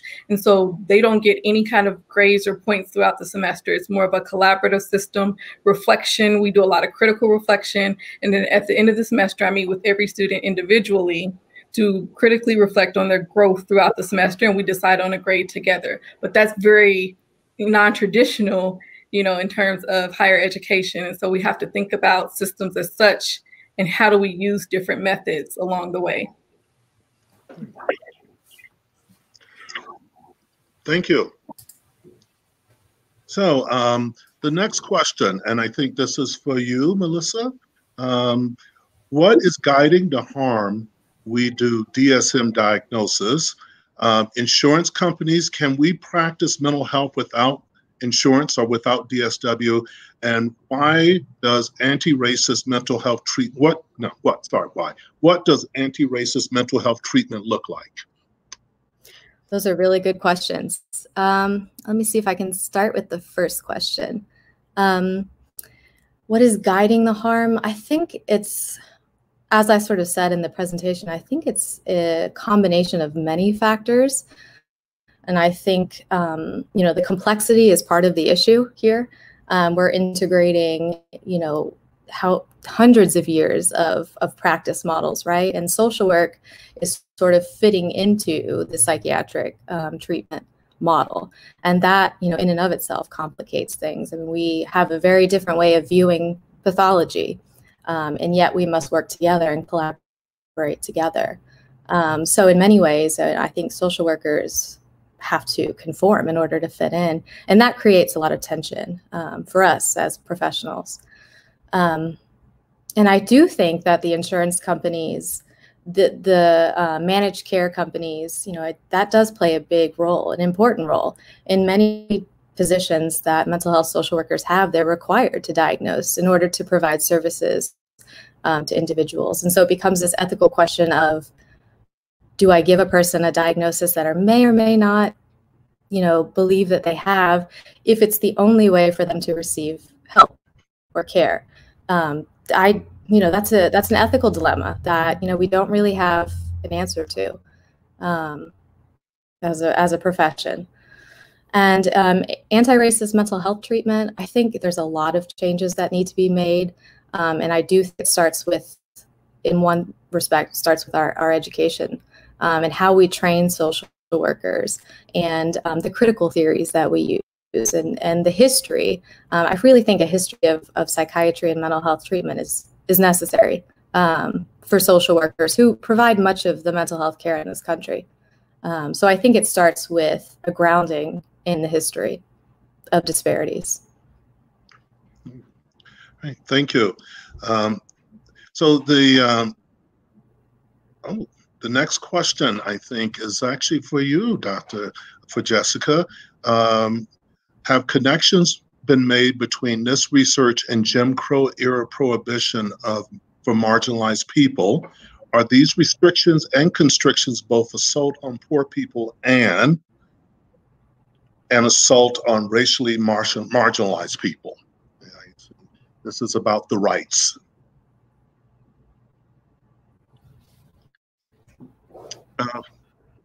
Thank you. You were muted for this. Yeah. Thank you. Thanks for the question. I was going to say that this sort of exercise that I did of really trying to flesh out what are citizenship rights and then sort of taking them through a group's experience has not been done that I've seen during the Jim Crow era prohibitions for marginalized people. I think it would be a great idea. And in fact, I would promote trying this exercise with many different disenfranchised or marginalized groups, because it would actually describe or give an explanation of to what degree can people embody their supposed citizenship rights. And it's important for us to push back on the message that citizenship is just about being engaged in paid work and voting. It's more than that. And we need to, as social workers, a democratic project for us that can push back against all kinds of discrimination, I think, is to articulate what these rights are and continue to articulate what these rights are and then try to work towards their embodiment rather than trying to prevent problems. So I would like to see us have more of a forward-looking, productive social responsibility movement within the profession. Thank you. So I think probably this is for you, Melissa. How might a shift away from the DSM and towards the PI system tool assist in reducing the harms that result in psychiatric medical model of care used by social workers? That's another really good question. The PI system is, I'm assuming, the person and environment approach that is really unique to social work. Where we see the person as interacting with their environment, and that, causing the pathology or distress, that they're experiencing. I'm not sure that we can, as a profession, move the psychiatric profession away from the DSM. I mean, that's where the tension lies. This is, even the social workers, who are working in private practice still, outside of psychiatry, still rely generally, on managed care companies and diagnoses and treatment plans, though sometimes it's a little bit, there's more freedom for private practitioners. I wish I had the answer to that. I mean, to me, that's sort of part of the issue at hand. I'll open that up because you're all social workers, so you're well aware of the PI. Any thoughts that the other panelists may have?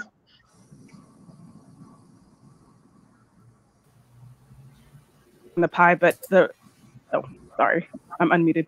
One of the things I was thinking, not necessarily towards the DSM, was when Becky talked about the different characteristics of white supremacy, the workbook we referenced in the piece we put together, one of the things she didn't have time to talk about was individualization.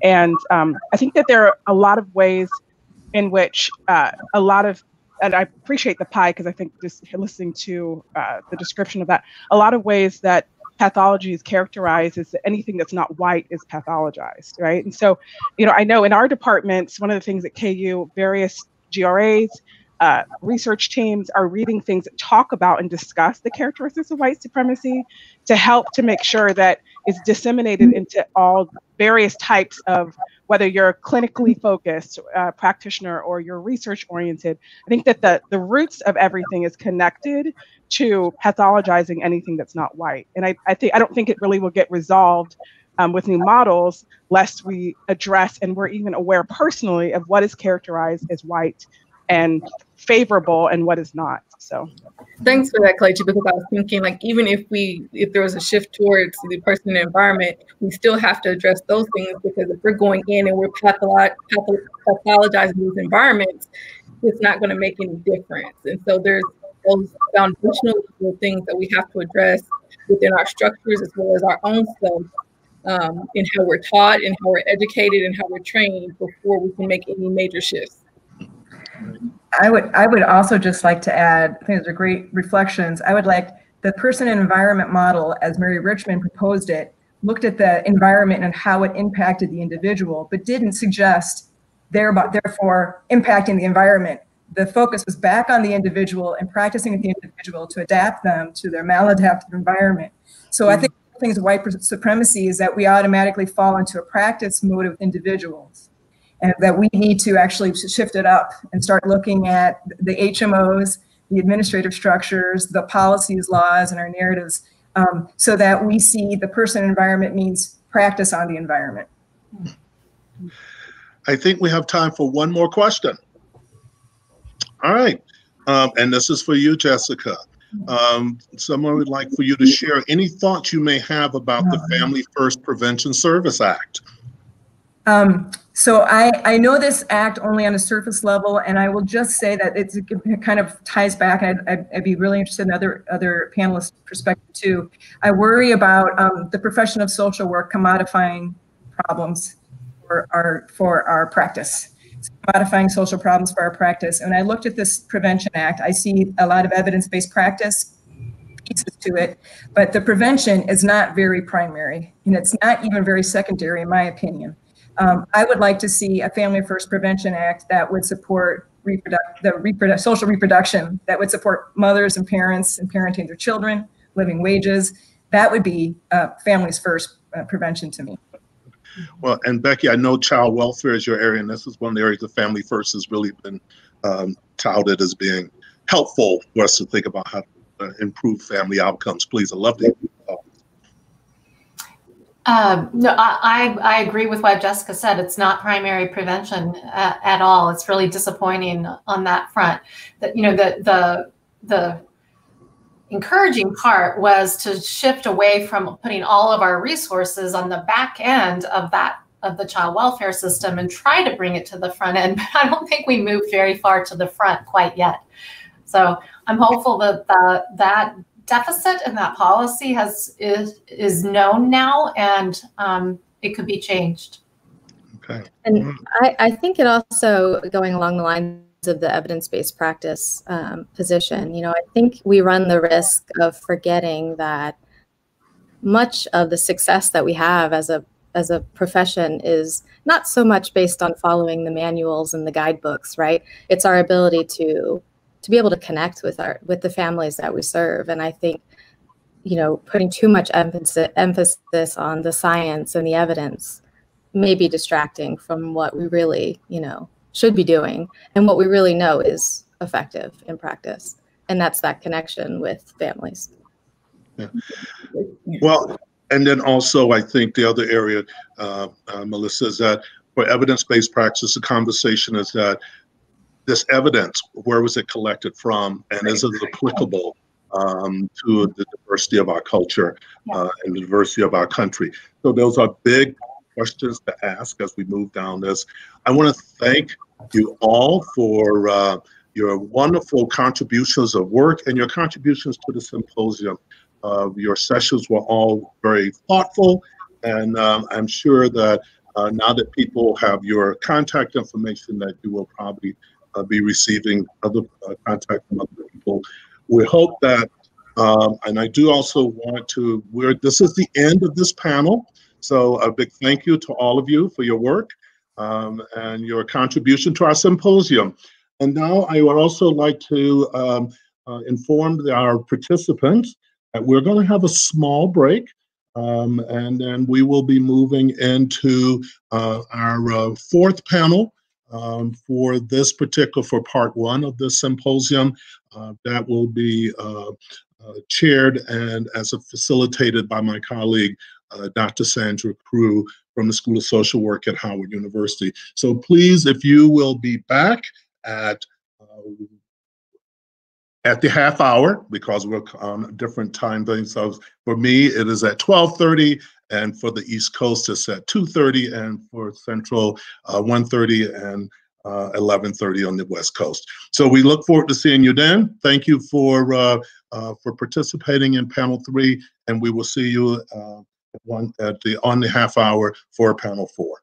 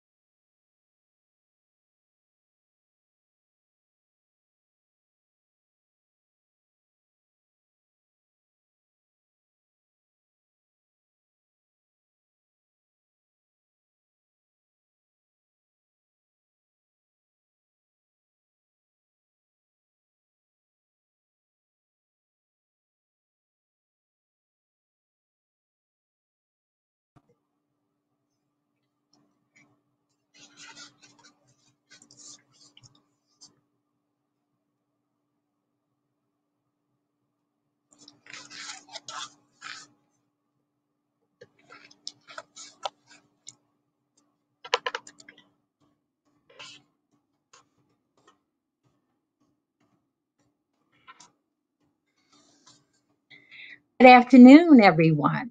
It is afternoon here in Washington, D.C., and I am delighted to join you and be present in this final presentation that we have today. Again, I thank you for your attendance on yesterday and today.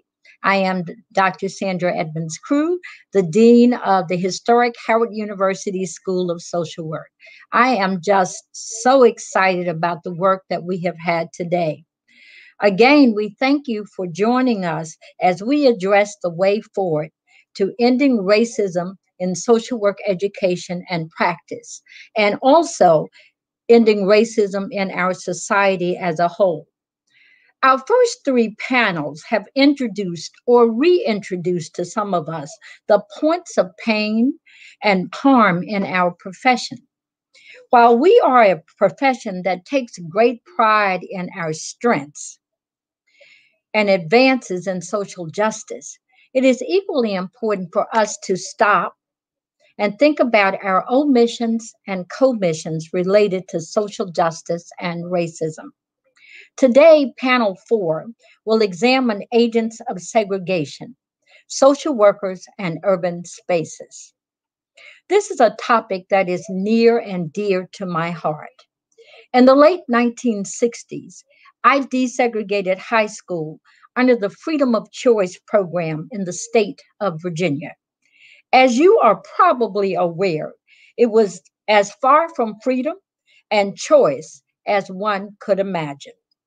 It is just one example of a failed effort to address segregation in education. It fell short of the intention of the Brown v. Board education decision in 1954. And instead, it used racist approaches to circumvent equity in education and reframed it in a positive manner. Can you believe that?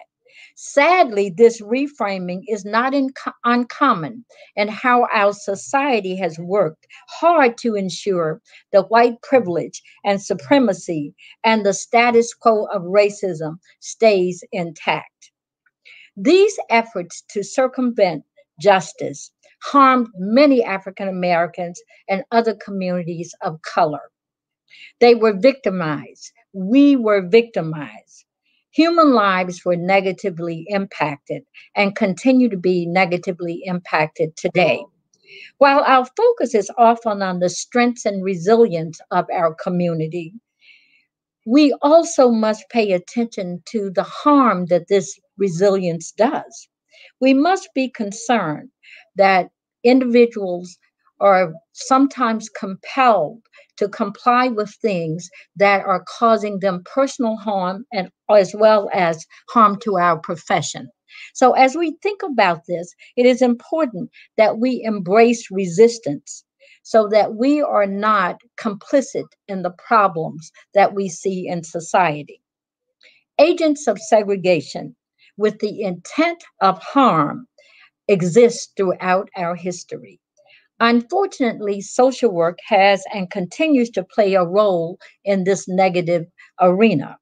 This role contradicts and sets aside our core values related to the dignity and worth of all persons. Today, our panelists will address gentrification, racial segregation, and desegregation in public schools and racist ideologies that are pervasive throughout our community. Again, we were really challenged by our panel 3 that we just heard, and I am certain that the panelists who follow will equally provide stimulating conversation as we take on the challenge of addressing the problems that are so persistent in our society. So let me first begin by a quick introduction of our panelists. This afternoon, we will have Dr. Robert Cosby, Ms. Samantha Goose, Dr. Stephanie Bodie, and Dr. Amy Hillier, who will present to us. Our first panelist will be Dr. Robert Cosby. Robert Cosby is a member of the Howard University School of Social Work faculty, and we are delighted to have him today. Dr. Cosby is an associate professor and director of the Howard University School of Social Work Multidisciplinary Gerontology Center. The center serves in 3 areas: research, community service, and training. Dr. Cosby is a gerontologist and a policy specialist. Currently, he teaches social welfare policy and services. He has interest in social isolation and older persons, racism, HIV/AIDS, spirituality, and healthcare disparities and inequalities. He has worked in health and human services at the local, state, and federal levels with over 20 years of experience in health, public health, Medicaid, and long-term care initiatives. Over the summer, Dr. Cosby served as a co-leader of a social work navigators program for the virtual health ministry here in Washington, D.C., as we help the faith-based community to address the needs of COVID-19. It is indeed a pleasure for me to welcome my colleague, Dr. Robert Cosby. Thank you, Dean Crew. Greatly appreciate that. Appreciate the opportunity to be able to share with you, hopefully, some information you find stimulating and helpful to your understanding of this issue of gentrification and our history in it, at least as it relates to Washington, D.C. So the title, Gentrification and the History of Power and Oppression of Older African Americans in Washington, D.C. through a social welfare and housing policy lens. Next slide, please. Next slide, please. What does this mean to you when we talk about gentrification and the history of power and oppression? I think it means a number of things, but I want you to hold what that means to you as we advance our discussion today. Next slide, please. So who is affected? It is my belief that our country has rediscovered the benefits of living in central cities.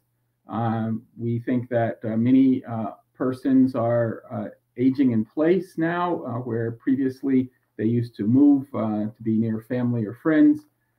We see this as having a great impact on older adults, particularly on working class and retirees. Has a great impact, and then on the middle class and the upper middle class, and we see them being involved in this issue of gentrification as age is less important, but resources are more important. Next slide, please.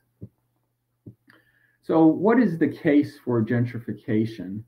According to a new study by the National Community Reinvestment Coalition, they found that the District of Columbia, or Washington, D.C., ranks as the 13th in the list of most intensely gentrified places. It was at one time number 1. This is an improvement in some respects, but it's really a sign of the times in terms of what's happening in Washington, D.C. and happening across the country.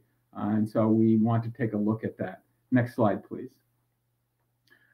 So housing values have increased with gentrification, so that you have some context or understand what this means comparing Washington to other places.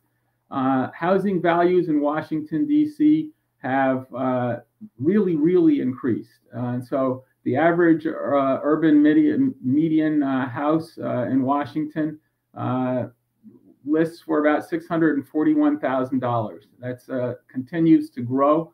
That's a 3% increase, and the forecast for next year, even with COVID-19, is believed to increase to 6%, largely because we believe gentrification. Next slide, please. So by contrast, what does that mean? So it means that you have this increase in house value. You also have many more people with resources, many of whom are white. Many of them affluent, are returning to the cities because Washington, I think, always was a great place to live, but it has become a walkable city, a place that you can get around without transportation of your own, meaning you don't have to own a car in order to get around the city. But in addition to that, we see a change in the numbers of persons of Caucasian background who have climbed from 28% in early in the 1970s to really a lot more, almost half now, where 48%. And we see for Blacks, we see that they've gone down from what was a high of 70% in the 1970s down to just under 50%. Next slide, please. So the demographic shift is accompanied by gentrification. Gentrification means more wealth, means more ability to be able to get into neighborhoods. But it also means that there can be strife, the new residents versus the older residents. And this means that many people can be displaced. Why is that? Well, most of it seems obvious, but just to bring it to your attention, rents increase, home prices increase, property taxes increase. And property taxes is what has gotten many people of color into problems as a result. And here is the piece that makes it opportunistic for people with resources and a real threat and negative issue for those that don't have resources. The typical Black household has about $2,100 in liquid assets versus approximately $65,000 for the average Caucasian in terms of liquid assets. Next slide. Who are we talking about? We're talking about the impact on many people and older persons as we look around our communities, as we look at the people that we work with, we look at the people that live next door and down the street. They might be like this picture that we see. Next slide, please. MLK said in a speech he was talking about housing in Chicago at the time, going way back to 1966. He said, "We are here today because we are tired. We are tired of paying more for less. We are tired of living in rat-infested slums. We are tired of having to pay a median rent of $97 a month in Lawndale for 4 rooms, while whites living in Scott Deering and South Deering pay $73 a month for 5 rooms. Now is the time to make real the promises for democracy. Now is the time to open the doors to opportunity to all of God's children." Next slide, please. So the history of housing ownership, and we talk Washington, D.C. as an example of what may be in other communities, but certainly in this very important subject that we're talking about now related to racism. We see in the 1840s that free Black people were governed by what they called the Black Codes, which prohibited them from being able to own or operate eating establishments. They couldn't have any other things that that showed that they had potential wealth, other than trades of working in driving carts or carriages. People might argue that still hasn't changed very much from today. In 1862, white people were enslaved, or who enslaved Black people in the District of Columbia.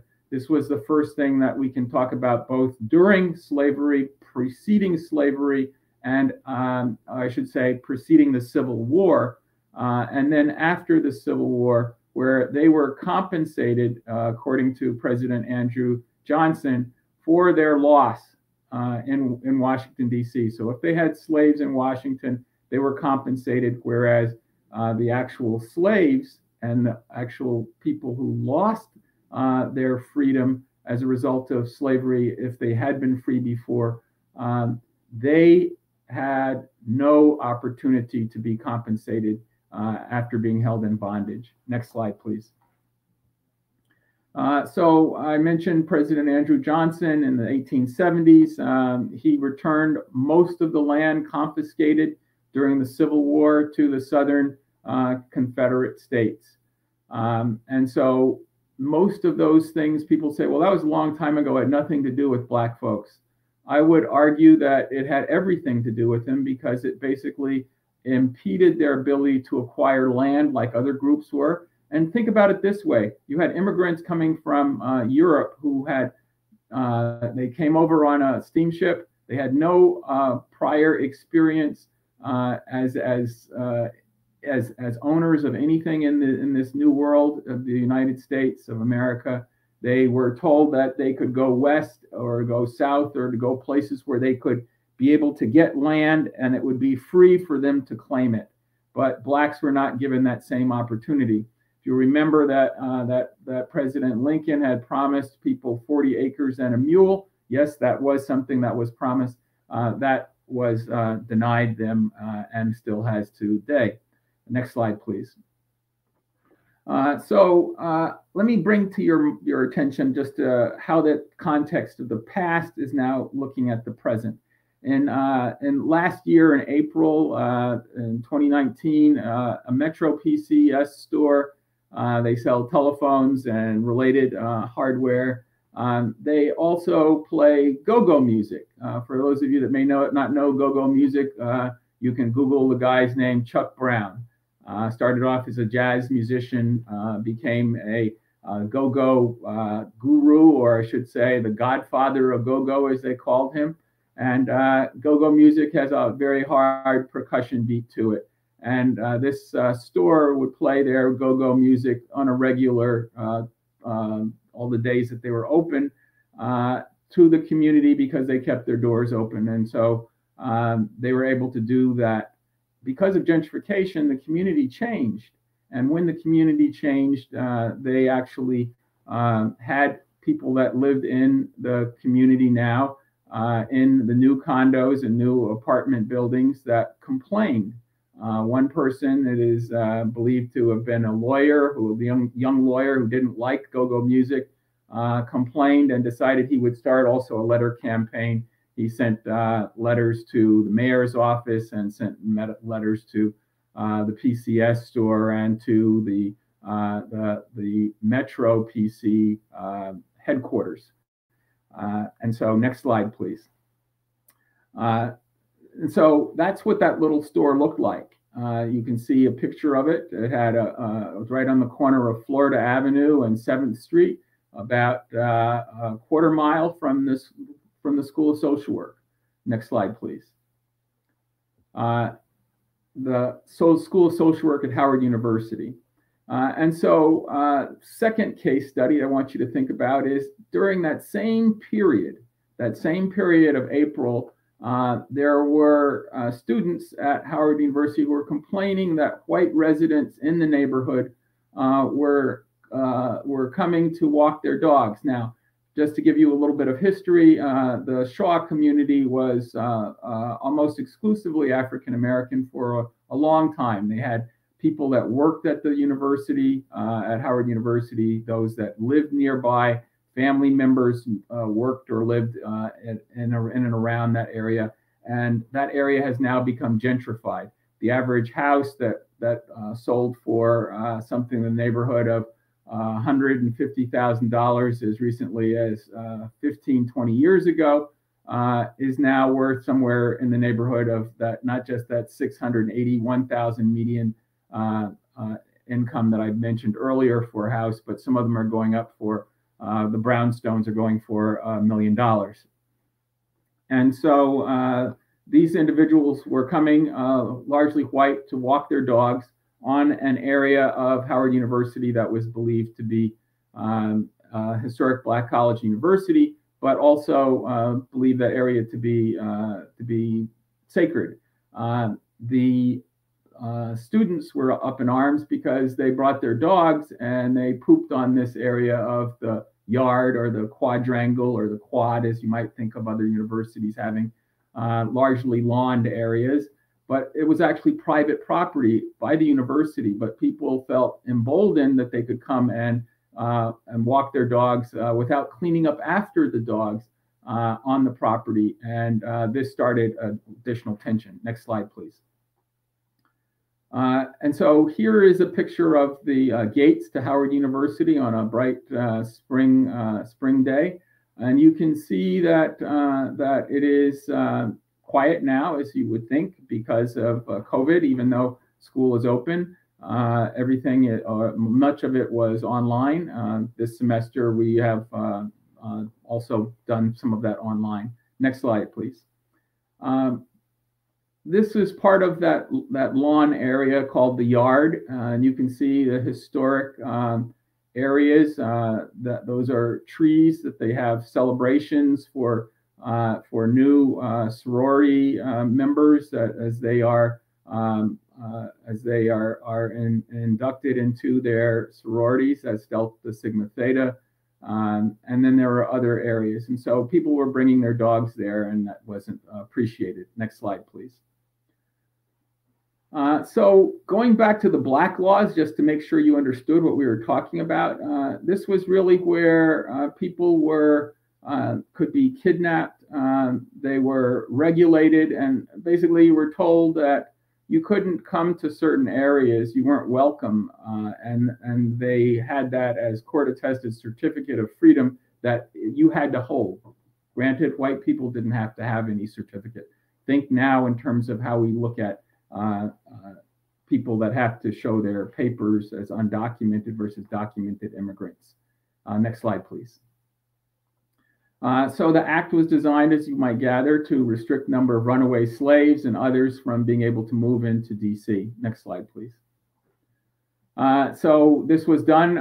How do we get to this place? I maintain that racism has been alive and well in the United States for a long period of time. The National Housing Act that we can see has been around for a long time, since 1934 with the Federal Housing Administration. Next slide, please. What we find is that the FHA has not helped people of color, but have exclusively helped, almost exclusively based on the data, between 1934 and 1988, almost exclusively. And so there's a lot of data that supports this, that shows that people of color were steered into areas that were non-white. They used different ways of being able to do that. Many of them economic, so they worked in conjunction with, or as my dad used to say, in cahoots with banks. And so they were able to keep people out in the same way that they now steer people of color into certain areas and white people into other areas. Next slide, please. So these standards were started in 1935 with Underwriting Handbook, which was basically racializing and basically segregating groups so that they would not be able to live in certain communities. And they suggested, this is a quote, highways would be a good way to separate African Americans from white neighborhoods. So they would erect or say it was okay to change the zoning laws to put a highway through the community to ensure that there was no way that they would mix. Next slide, please. So the rationale has always been effective, the prevention and infiltration of lower class occupancy and inharmonious racial groups. Next slide.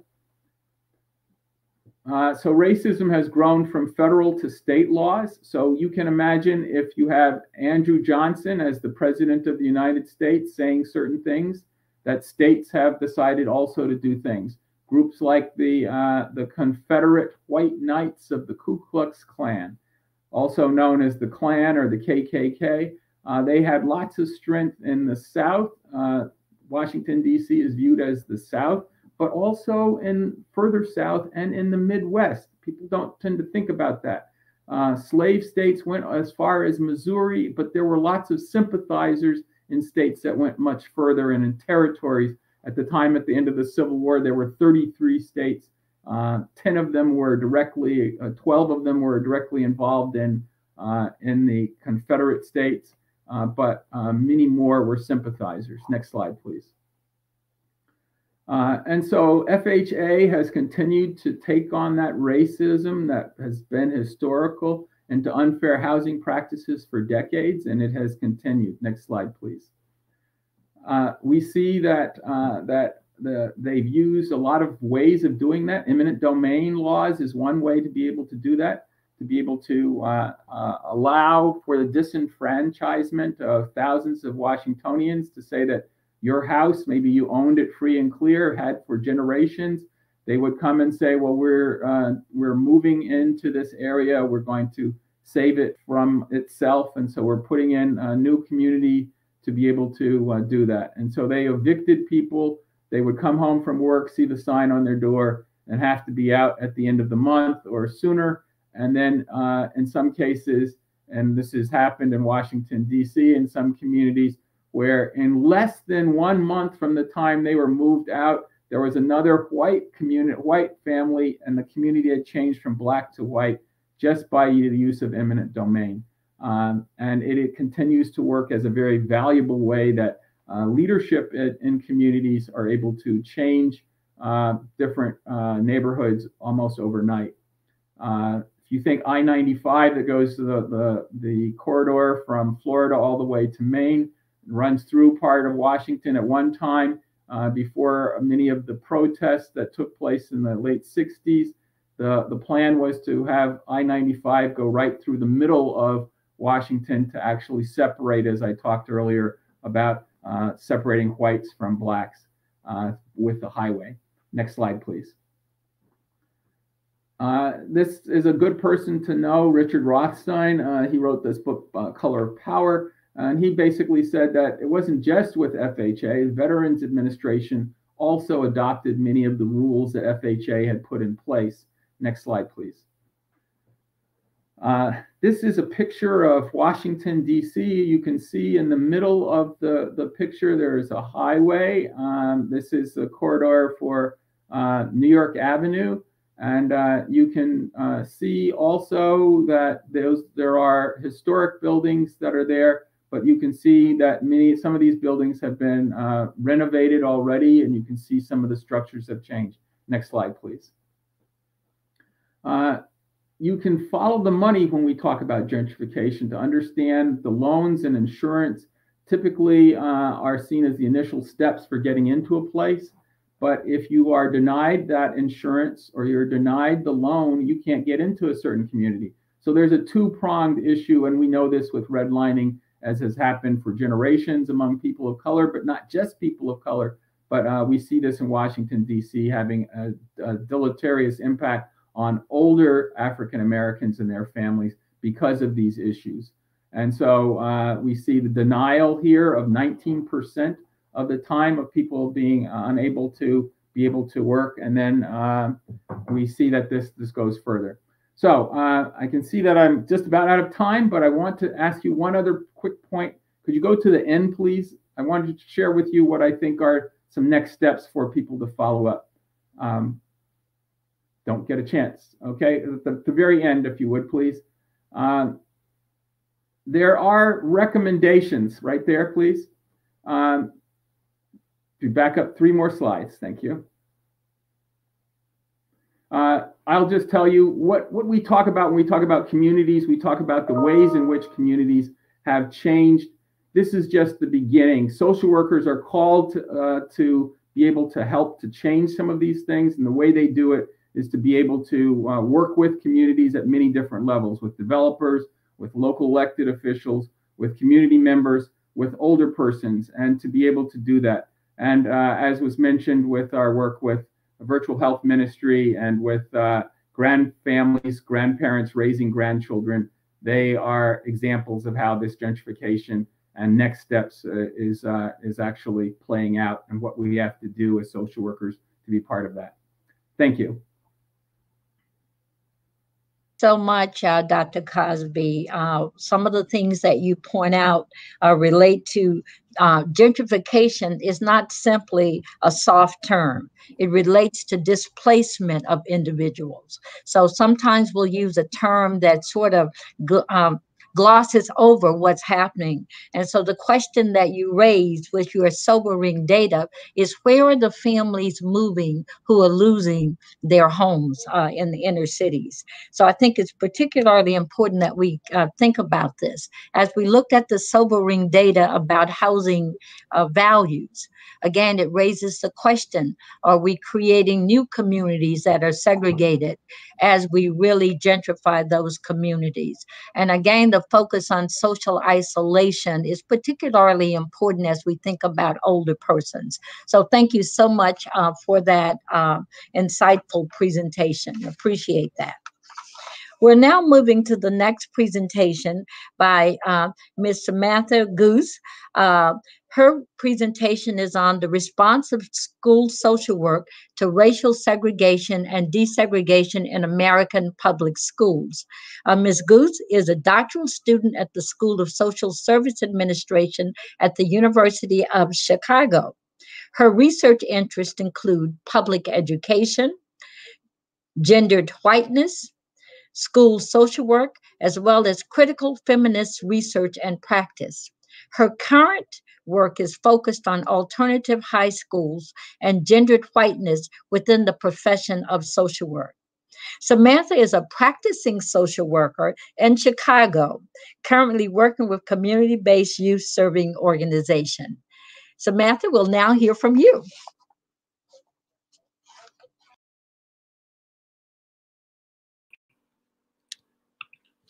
Thank you so much. So I am Sam Guz, and I'll be presenting on school social work's response to racial segregation and desegregation. So as a practitioner, as a white woman and as a school social worker working in the South and Upper Midwest, I had a lot of questions about how school social work respond to racial segregation and desegregation, particularly in the South where racial segregation was explicitly written into law.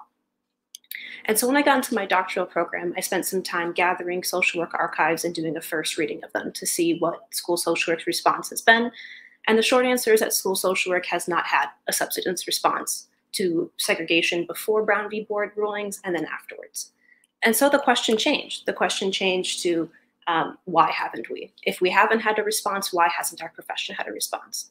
So I took another look at the archives and came up with 3 themes for why school social work has not had a substantial response to racial segregation prior to the Brown v. Board rulings and following.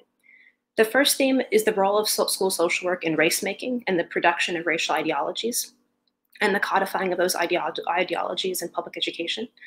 2 is the performance of gendered whiteness in school social work as a feminized arm of white supremacy. And 3 is school social workers as scientific social reformers. And we're going to get to that discussion around casework later in the presentation. So I want to take a step back and talk a little bit about how I approached these archives and my method. The archives I collected are school social work professional association materials and conference proceedings and school social work journals throughout the 20th century, beginning in the progressive era and moving through the later 20th century. And these school social work materials are really when, especially the early 20th century, when the profession is really forming its identity, its culture, and striving for legitimacy. And so these don't really read like the materials that we see today in school social work or in social work more broadly. These are really narrative descriptions between school social workers describing their work, surveying each other. And this is a place where public discourse and professionalization is occurring. And so as a white woman and as a practitioner, I wanted a method that would sensitize me to when talk, text, and action align with pre-existing structures of power, which is why I picked critical discourse analysis as my way to approach and move through these archives. And I want to give a little bit of example of the kind of archives I'm talking about. So if you see to the right of the screen, you'll see an excerpt from the Bulletin in 1930, and the Bulletin is the first school social work journal. And this is actually a quote taken from another journal, an educator journal in the North Carolina Teacher, and put in the Bulletin. And the first sentence reads, "Practically every teacher should be a visiting teacher. No finer means of cultivating people can be found than visiting with them." So here we see the notion of changing the individual to society rather than changing the conditions that people live in. But we're also seeing here a clear indication of striving for legitimacy, both internally and externally to potential employers like nonprofit organizations and schools. So I'm going to break up this analysis into 2 parts for everyone. The first part's going to be the formation of school social work, which happened prior to the Brown v. Board rulings. And then I'm going to talk about the analysis after the Brown v. Board rulings. And the formation of school social work from the progressive era into the 1940s, I could subtitle Codifying School Social Work and White Supremacy in Exchange for Professional Legitimacy. So theme 1, we're going to talk about those 3 themes that formed during this time in school social work history, so prior to Brown v. Board. And theme 1 is school social work and race making. We know that racism and race don't just happen and affect schools. Schools are also a place where race and racism happen and occur and are remade. And so here I wanted to pull a description of that in school social work's role in that race-making process. And this is an excerpt from the bulletin in 1921. It reads a description of the children under the visiting teacher's care. And it first talks about language. So we see language as being part of the racial category formation, and then describes one teacher that devoted herself, notice the gendered pronouns, to exclusively Black students attending a segregated school. So here's a outward acceptance, a casual acceptance of racial segregation in schools as a part of life. And then it goes on to describe that these reports indicate that visiting teachers work chiefly with the foreign population. The Jewish and Italian districts were the centers of work of the largest number of visiting teachers. So here we see a clear delineation during the Progressive Era, as the United States is having numbers of immigrants from Europe coming to the United States, and the racial categories of the United States are in flux. So we see here the othering of Black children and the schools that they attend, and we see here, as the description goes on to continue to describe, the Americanization and the performance of whiteness amongst these European white immigrant groups. So these contested boundaries of whiteness and the participation school social workers were in these boundary formations. And then I also wanted to pull that out even further here in school social work's role in race making and in racial ideology. This is another excerpt from the bulletin. This is in 1925. And here this describes, this kind of long text here describes that is the case description, describing that immigrant groups may have had specific standards of hygiene and diet in their home countries, but coming to the United States and America, they need to normalize as in assimilate to whiteness, their dietary habits and their hygiene habits. And it goes on to talk about these people have much to offer us, and we in turn must know what differences between conditions here and abroad have a real bearing on his health and happiness in this state, in this country. So here we see some language that we could on the surface read as benevolent with good intention. But we can more critically understand here that this is part of the race-making process and the contested boundaries of whiteness at the time and the reforming of racial ideologies into institutions like public education, which during the Progressive Era was becoming federalized and was becoming mandated for every child. And then below we see a list of books that the bulletin is referring visiting teachers who were the school social workers of the time to read. And so we see all of the groups that school social workers are expected to read about and be knowledgeable about. And I just want to point out two names that we're probably very familiar with, which is Abbott and Breckinridge. So again, school social workers participating in the race-making process and the formation or the reformation of whiteness and the othering of those not considered white in schools. And now I want to talk about theme 2, which is the persona of gendered whiteness in school social work. During the early 20th century, elite white women professionalized through wages of whiteness.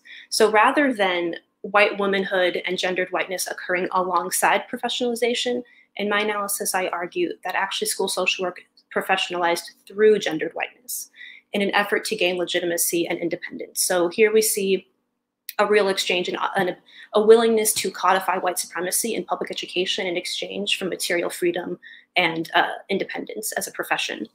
And so years of this performance of gendered whiteness as a feminized arm of white supremacy formed a professional persona. And this persona of white womanhood is evident in the formation of exclusionary associations. At this time, school social work as a domain of social work practice was highly segregated, as was social work broadly. Hosting racially exclusionary conferences and publishing racially exclusionary journals. So really the formation of practice values and knowledge was really centered around gendered whiteness as a form of white supremacy. And the word persona, I really wanted to illustrate it in the best way I knew how, which was actually the bulletin's own personification of school social work. So this is taken from a 1933 clipping of the bulletin, the school social work journal at the time. And here we see the conscious effort to professionalize, secure power, and obtain these wages of whiteness. And so we're going to read this image from left to right. So on the left, we see a 1913 school social work. This school social work visiting teacher movement is personified into what is depicted as an elderly white woman who is using the kingdom of evils to diagnose students as sex offender, lying, poverty, etc. And then 3 decades later, we're supposed to see or perceive the increase or the improvement in school social work and visiting teacher movement, now personified as a careful, benevolent, caring white woman who is using mental hygiene to now diagnose students as hyperactive, as stuttering, as seclusionness, and as racial differences. So here we see again the documentation of racial differences and social workers, school social workers, being called to document racial differences and racial categories in school and in public education. Now I want to pull to theme 3, which is school social work and casework, which we saw in actually the image above. The mental hygiene movement very much formed alongside the publication of Mary Richmond's casework materials. And so a lot of what school social workers did in the early 20th century, from the progressive era all the way into the 1940s, and arguably still today, is document students and their families, and specifically collect all this information to share with the juvenile legal system and the child welfare system in order to change the individual in the household to adjust to American way of life rather than changing the conditions that families are living in. So I want to point out number 4 to 6 on this list. This is a survey that school social workers took to to signal what their work is and what they document in their work. And so we see number 4, try to adjust home conditions whereby more favorable conditions will be attained in regard to schoolwork, conduct, attendance, and interest. Number 5, aid mothers in planning their work so it will not be a handicap and a burden to children. Number 6, interpret school's purposes and ideals, also meaning of school marks to foreign and ignorant parents. So here we see again the documentation of what are the home conditions for these young people and their families, and how can we change them to adopt to our understanding, our white-centric understanding of morality, social reform, economic reform, and efficiency, especially during the progressive era. And now I want to move into the second portion of the analysis, which is the civil rights movement, the Brown v. Board rulings 1 and 2, and the response of school social work to the civil rights movement entering public education. And here I have the time frame from the 1950s to the 1980s. I selected the 1980s because that's actually the first time in school social work journals I found in my search that the profession recognized the Brown v. Board rulings explicitly. I just want to orient us to what the Brown v. Board rulings were. There were 2 rulings, one in 1954 and one in 1955. And here I'm drawing from Derek Bell's work in Silent Covenants, which is an excellent critical legal analysis of these rulings. And I want to just specifically first talk about the first one and the language that was used by Chief Justice Warren to describe the ruling. Racial segregation in schools generate a feeling of inferiority as to their status in the community that may affect their hearts and minds in a way unlikely ever to be undone.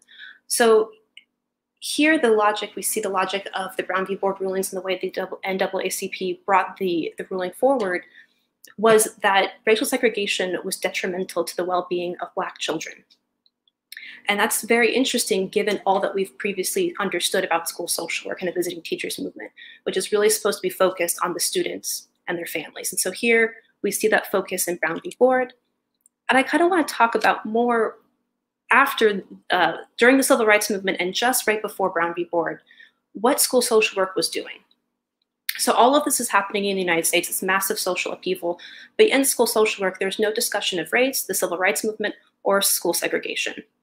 And so I pulled the table of contents from the clipping of the bulletin and then a specific passage of it. And I just want to orient us to the table of contents in a 1953 issue.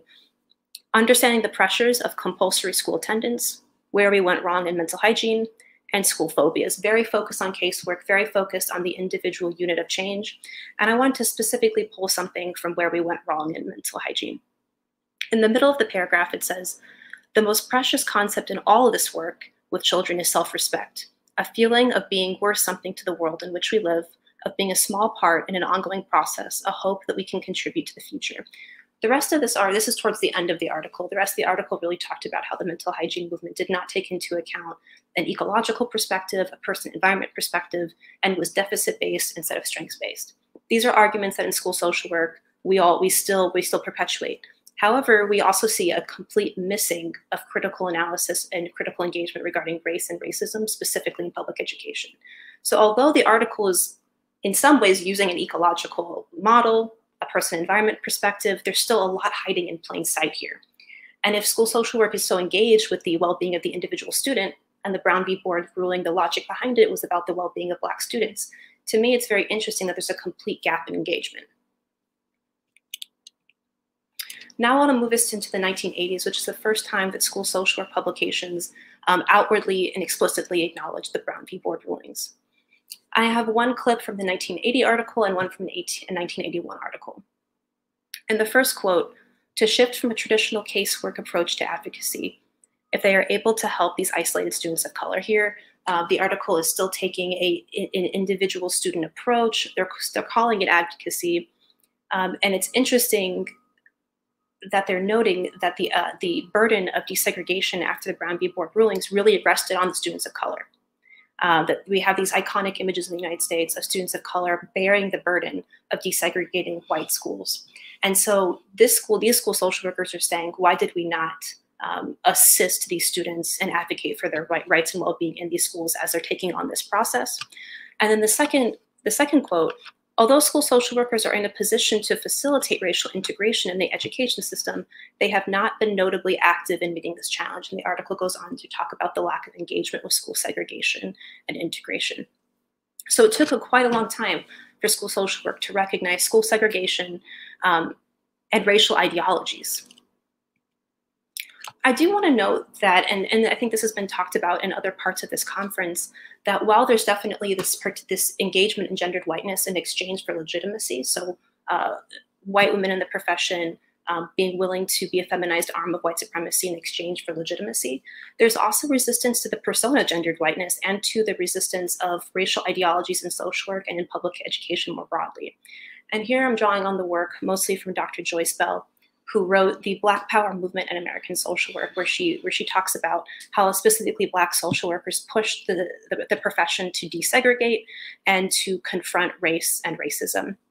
And here I have the first position statement of the National Association of Black Social Workers, in which they call white racism America's #1 mental health problem, and call for social work associations and publications to start representing more racial diversity. I want to talk about what some of the implications for this work is. I call it the stories we tell ourselves. We have a lot of narratives in the profession of social work about who we are and what we do. We specifically like to embrace a history of being socially justice oriented without really understanding or talking explicitly about who in our profession pushed us to do that work, specifically all of us embracing that work without giving honor to the social workers of color who have really pushed those resistance and liberatory movements in our profession and outside of profession.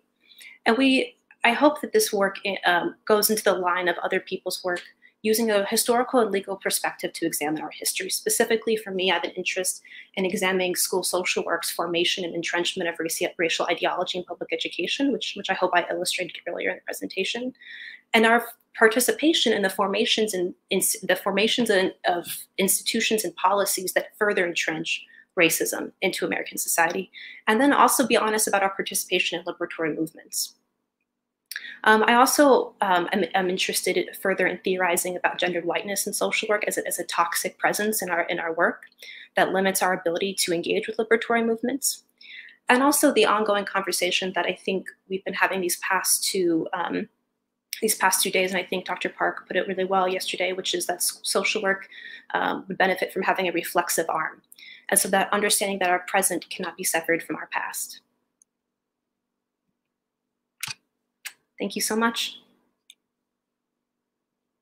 Thank you very much, Ms. Guz. Samantha, we really appreciated your presentation. One of the, again, it was your qualitative research using critical discourse analysis was really exciting. I'm a qualitative researcher, so I was really sitting here just jumping off my seat saying, yes, that's what we're talking about. But you also made a really strong point about the importance of linking the progressive era to the civil rights era, the different eras and milestones in social work, so that we can see how one influences the other. Particularly as you talked about mental hygiene, how we got off track early, focusing on mental hygiene rather than what the educational needs of the students were that we were serving, and how that continued to be a focus as we have gone through. Your focus on Brown v. Board, as you know, Howard, the home of Brown v. Board, that's always exciting conversation. But as you think about how we really failed to capture what that ruling was about was really particularly important. And moving from casework to advocacy, how we sort of never got to the advocacy part, even though we stated it in the social work journals that we were moving there. You were able to kind of articulate how we really stated it in print, but the advocacy did not really happen as a part of white supremacy as we looked at it. But I also appreciated you acknowledging that there was resistance in the African American community and other communities. Organizations like the National Association of Black Social Workers really pointed out in the mid and late 60s that, you know, there's a different way of framing this, and you really captured that in your presentation. But finally, I'd like to acknowledge the importance of what you said about who bears the burden. Very often we sort of write it in sort of a ahistorical kind of lens or an impersonal lens, and you really sort of made us think about, you know, who bears the burden of our failure to address these contradictions. But I think you leave us with hope, and you leave us with the hope if we recognize our history and how we have been complicit in through our school social workers, then we really have room for improvement and making it better for a future generation. So we can move forward and not simply stay in our historical lane of really making things worse rather than making things better. So thank you so much for this just wonderful presentation. And of course, we'll have more questions for you during our question and answer period. Thank you so much.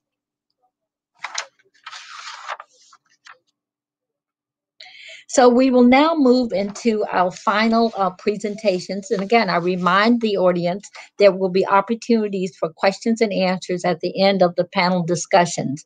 But our final presentation by Dr. Stephanie Boddy and Dr. Amy Hilliard focuses on unveiling racist ideologies, W.E.B. Du Bois, the college settlement, and Philadelphia's 7th Ward is the title of their presentation. But allow me for a moment to further introduce them to you.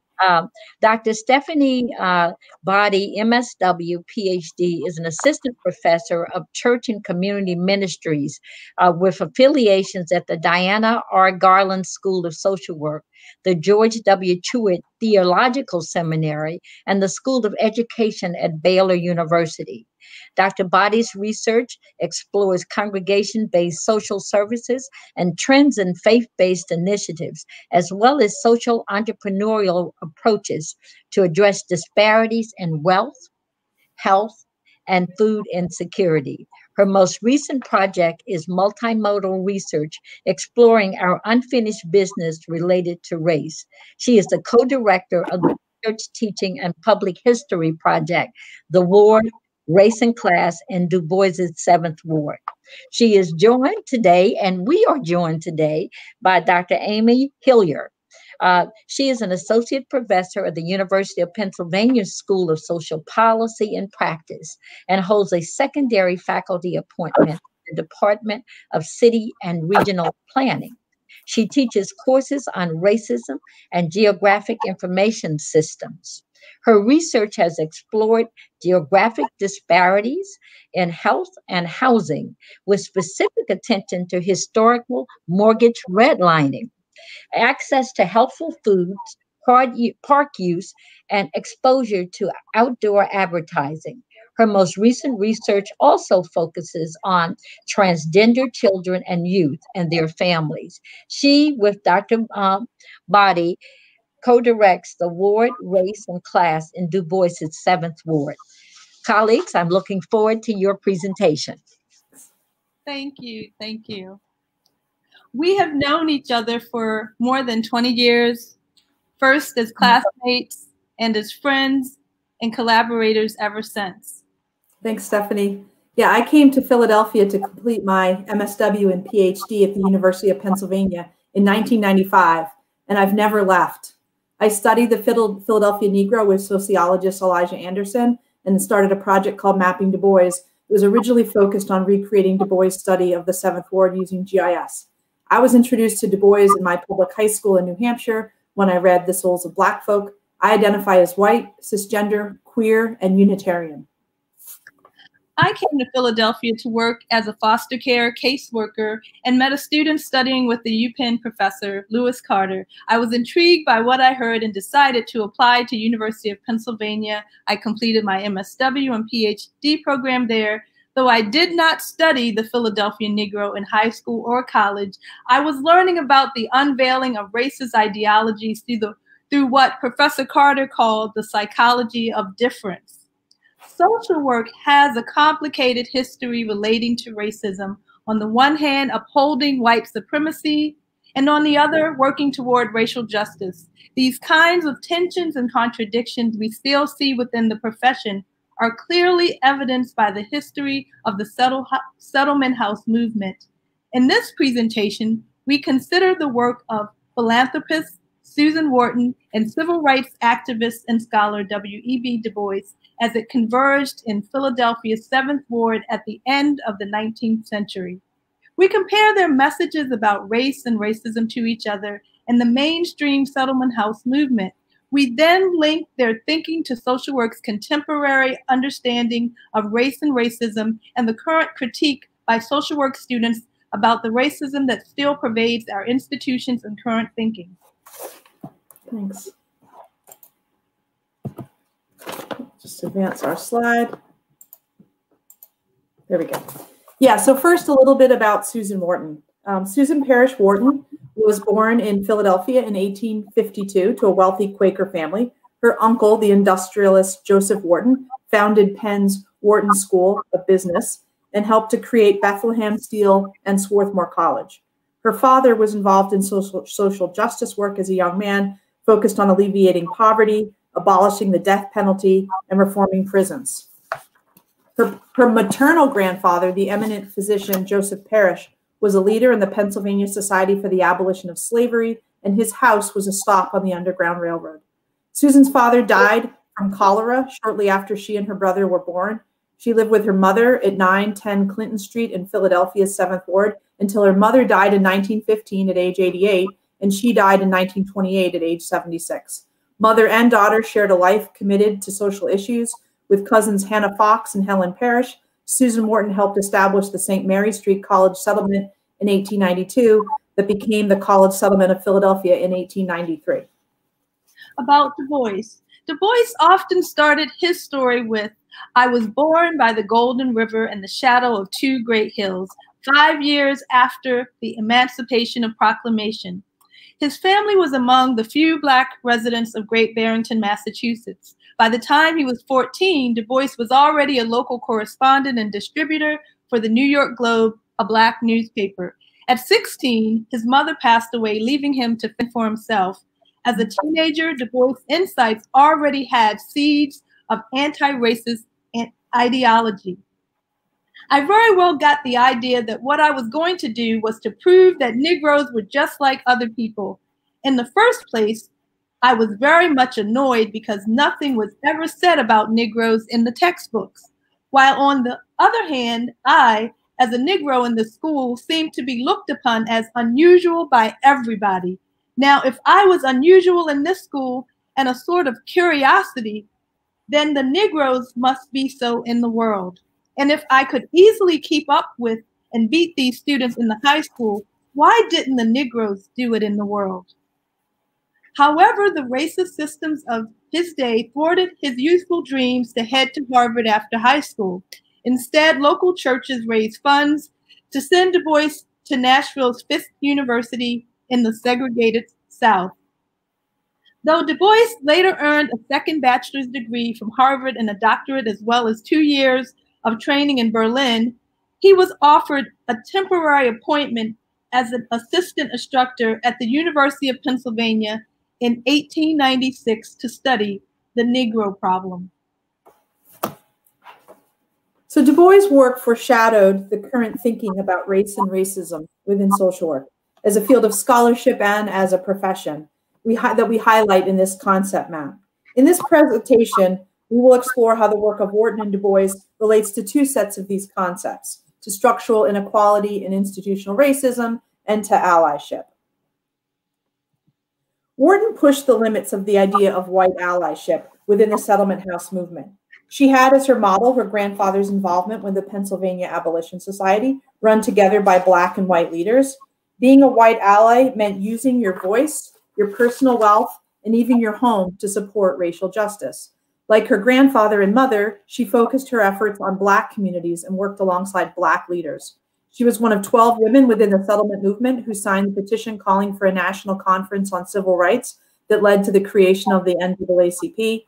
She gave generously of her time, money, and home, but her vision of allyship had clear limits, ultimately reinforcing rather than jeopardizing her racial and economic privilege. She is the one who made Du Bois' study of the Seventh Ward a reality. She lived on the same block as Penn's provost, Charles Harrison, and she invited Harrison and a number of other white and Black leaders to meet at her home to discuss plans for the study.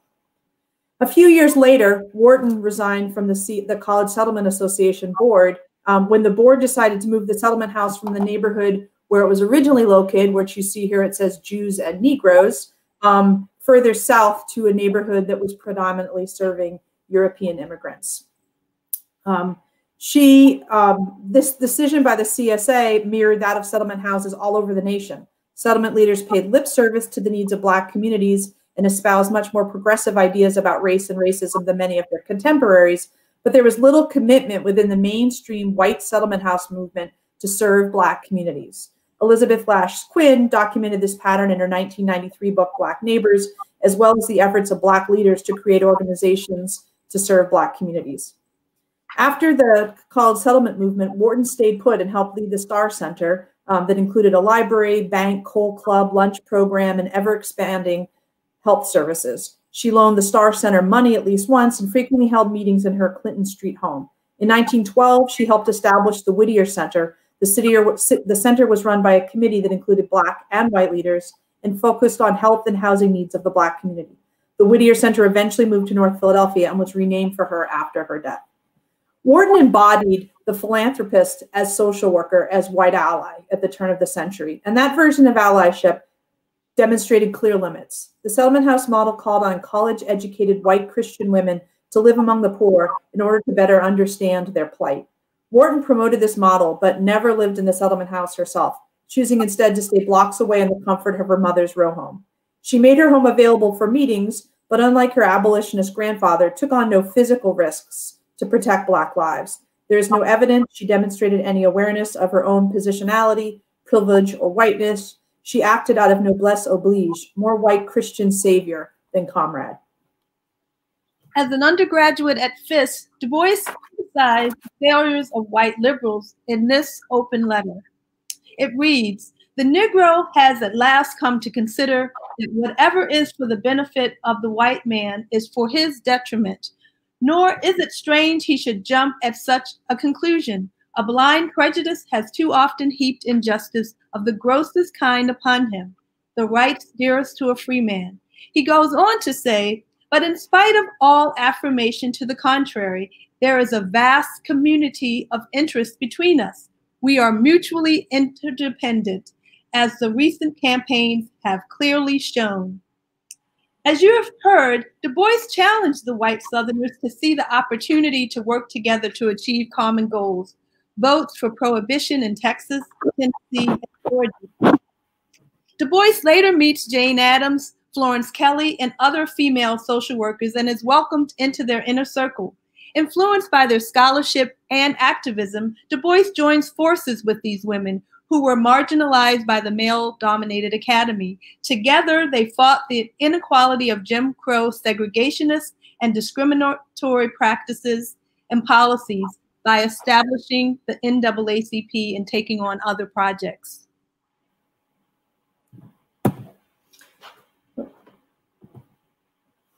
So we're just going to transition to talking about their conceptions of race and racism as it related to the framing of the study, The Philadelphia Negro. And then the language that was used frequently was, and I quote, Negro problem. And if those of you who heard Ben Roth speak yesterday, I was really struck that the language in the research he did, where there was the Mexican problem, again, in quotations.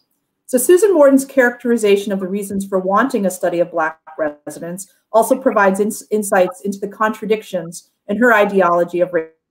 On the one hand, she highlighted racial disparities and hinted at institutional racism as the problem. On the other hand, she adopted conventional language, suggesting that if Blacks were not actually genetically inferior, they were at the very least culturally and educationally backward and underdeveloped. The fact she viewed the plight of Black residents in Philadelphia with sympathy and wished to systematically assess the conditions in which they lived and worked set her apart from other charitable and settlement house leaders, including Jane Addams. In introducing the study, she essentially acknowledged that racial discrimination is part of the problem facing Black residents. We shall know from what occupations colored people are excluded, and we shall be able to endeavor to open new employments to colored people. She goes on, as she's introducing the study, in the postscript, she relates a quote, the same quote from Columbia University President Seth Low that Provost Harrison used in the letter that he sent out to raise funds for the study, The Philadelphia Negro. And the quote from the Columbia president is, "Science tells very plainly that we must not despise raw or crude materials. In fact, practical scientific work of today is directed more towards the utilization of waste materials than the discovery of new things. Those who despise the poor and the outcast and declare that nothing can be done for their uplift have failed to learn a great lesson that Christ would teach." And I just point out, it's in her scrapbooks that she maintained, and we see her name here, Susan P. Wharton. What Wharton does not articulate about her motivation for the study was the partisan political reality of the 7th Ward. Black residents voted for the Republican machine in exchange for jobs and protections of their illegal social clubs. Wharton was part of a large group of politically active women who supported efforts to elect women to the school board, but they failed to gain political support from Black residents for their candidates. This, then, the corrupt Negro vote, was at the heart of how Susan Morton and others viewed the Negro problem and why they organized a study of the 7th Ward. Du Bois's perspective. As a young 29-year-old scholar, Du Bois considered his position at Penn as an opportunity. He had abundant faith in the power of science to effect social change. The Negro problem was, in my mind, a matter of systematic investigation and intelligent understanding, he insisted. The world was thinking wrong about race because it did not know. The cure for it was knowledge based on scientific investigation. The door-to-door surveys he conducted with about 2,500 Black households in the 7th Ward were groundbreaking even by today's standards. Though white Philadelphians largely thought of Black people as a monolithic group marked by chattel slavery and marginalized politically and economically, Du Bois revealed Black citizens in a new light by introducing the notion of Black respectability and the heterogeneity across class and space, as well as religion and politics.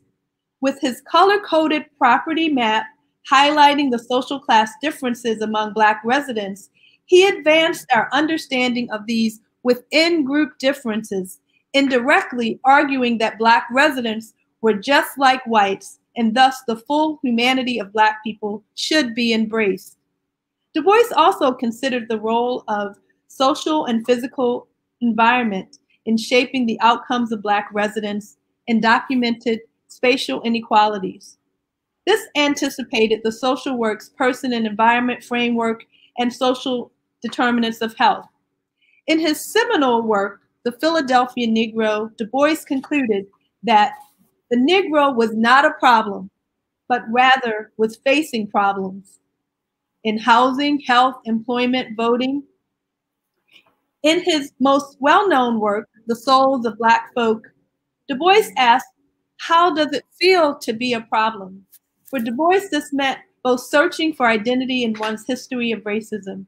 He acknowledged the double consciousness and a crisis in identity of Black people, always looking at oneself through the eyes of others, of measuring one's soul by the tape of the world that looks on in amused contempt and pity. Even Du Bois had racist ideologies. Ibram Kendi argues in his book Stamped from the Beginning.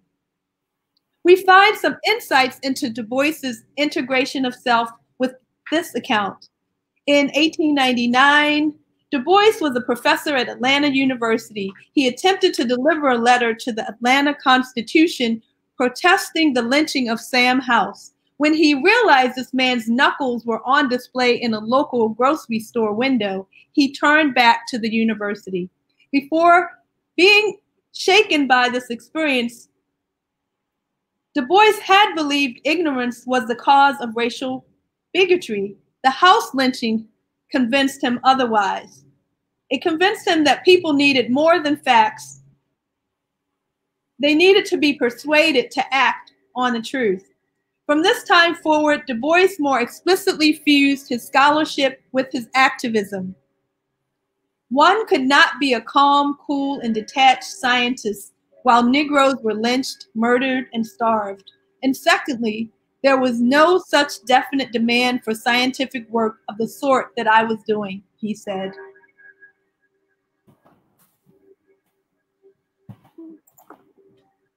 Our next slide. So I just want to conclude by thinking about Susan Wharton's efforts to serve Black residents. And I think our point is that in that we see that she unveils the racist ideologies and practice of the day, including mainstream settlement house movements. And we see in those examples of unveiling the examples that our students around the country and other folks who are part of Black Lives Matter and other movements for social justice, we see in their demands for change, we see the limits and contradictions within our own schools of social work, our own profession, and with our own society.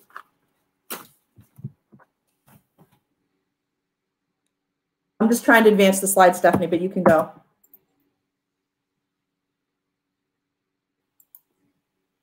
There we go.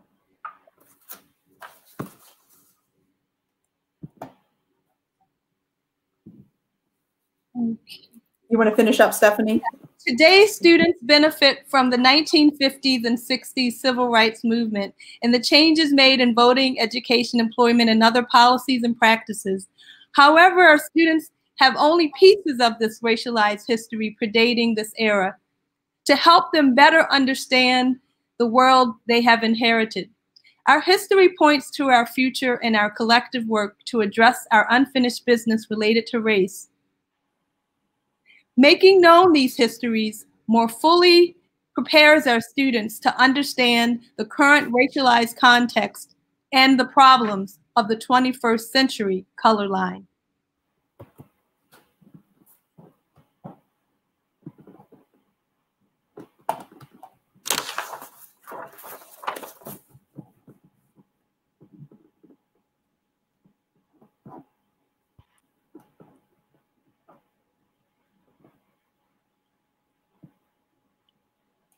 Sandra, you're muted. Thank you so much, colleagues.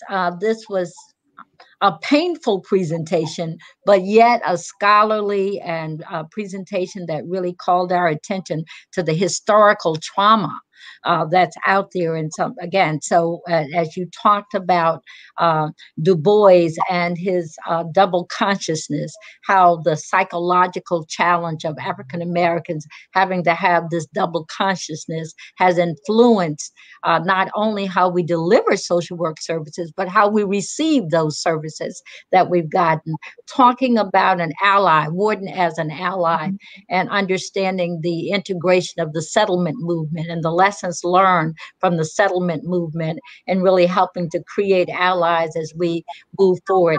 I really like the focus on, lip service. Sometimes there's lip service given to problems, and you really talked about how it moved from lip service to addressing some of the structural inequalities and the importance of allyship as we think about this. What came to my mind is imagine going through life being considered a problem. And you really highlighted that in a way that's very meaningful, because it is something that one carries, but yet it really is focused on the importance of looking at the problems experienced by a person rather than really labeling them as a problem. And we see this throughout social work, and we see it in today's, how we will take terms such as deadbeat and really begin to use those to describe something that is not the person. It is the structural system in which they exist in. So, as you know, I'm reminded when you talked about color coding and Du Bois's map. It was really good to see color coding being used for something good rather than the redlining that my colleague Dr. Hillier writes and talks about. So, as we are kind of thinking about the work that you've done and using this case study, I think it's critically important that we make known what our history has been. And certainly looking at the case study that you sort of shared with us is very important in the history of your school and thinking through this. I would also, it kind of brings to mind with me, Clark Atlanta University School of Social Work is celebrating 100 years. And Du Bois was a very important part of that 100 years. And there's a new book that's out that certainly I'm sure the audience would love to read, that talks more about Du Bois, by Dr. Alma Carden, that talks about, the title of the book is Find a Way or Make One. So I think that's sort of the philosophical lens that you saw with Du Bois. And as we also looked at Warden and her role in doing this, I was particularly intrigued by the news article about the changing, perhaps, or really bringing to the surface of Du Bois and what he felt when he saw the horrific display of a lynched person and a public center. I was thinking about Mr. George Floyd and how the public display of violence really does stimulate action sometimes, but how sad we have to get to a public display before we recognize the harm and the hardships that are being caused by our action. So again, we are looking forward to the questions during the question and answer period that will follow this. And again, your presentation really, I love the scholarship. I love the friendship. And you know, you must believe that friendship and allyship go together. And so you all coming together to bring this information to us is exactly what we need to move away from some of the white supremacy, some of the racism that we have in society. Collaborators like you are really critical to this. So we really thank you and look forward to the questions. So now I invite all of our panelists to return. And again, thank you, all of you. You have really brought unique perspectives to the conversation regarding segregation in our urban areas, these spaces where we hold as really important places to social work practice, but yet there's some carryover from historic eras such as the progressive era, such as settlement movement era, civil rights eras. So all of your presentations come together as we sort of think about how lessons we learn. And some of the lessons weren't so good. I know you would agree with that. But yet the acknowledgement of those lessons is what will propel us forward. And so the whole purpose of this conversation is about propelling us forward. So now we will enter into our question. And okay. The first question, I believe, is for Dr. Cosby, Robert. It says that policy has facilitated displacement and gentrification. It can also facilitate more equitable development. Are there examples of effective policies assisting low-income folks in gentrified communities? Thank you, Dean Frew. I would say the answer is yes, there are examples, but there can be more.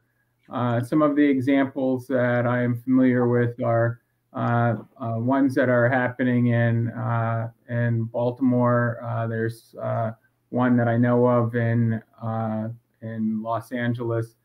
There are many others that people are working on them, but I'll couch it in terms of areas where policies have been successful in terms of creating partnerships with communities communities of color or disenfranchised communities, working with developers, working with elected officials, collaborating on areas like land swaps, on tax credits, on advocacy for the disenfranchised, and creating a vehicle like someone who can get that word out in social media or can share that information so that it has a vehicle like the Washington Post or the New York Times from an editorial standpoint to help people to look at some of the issues a little differently.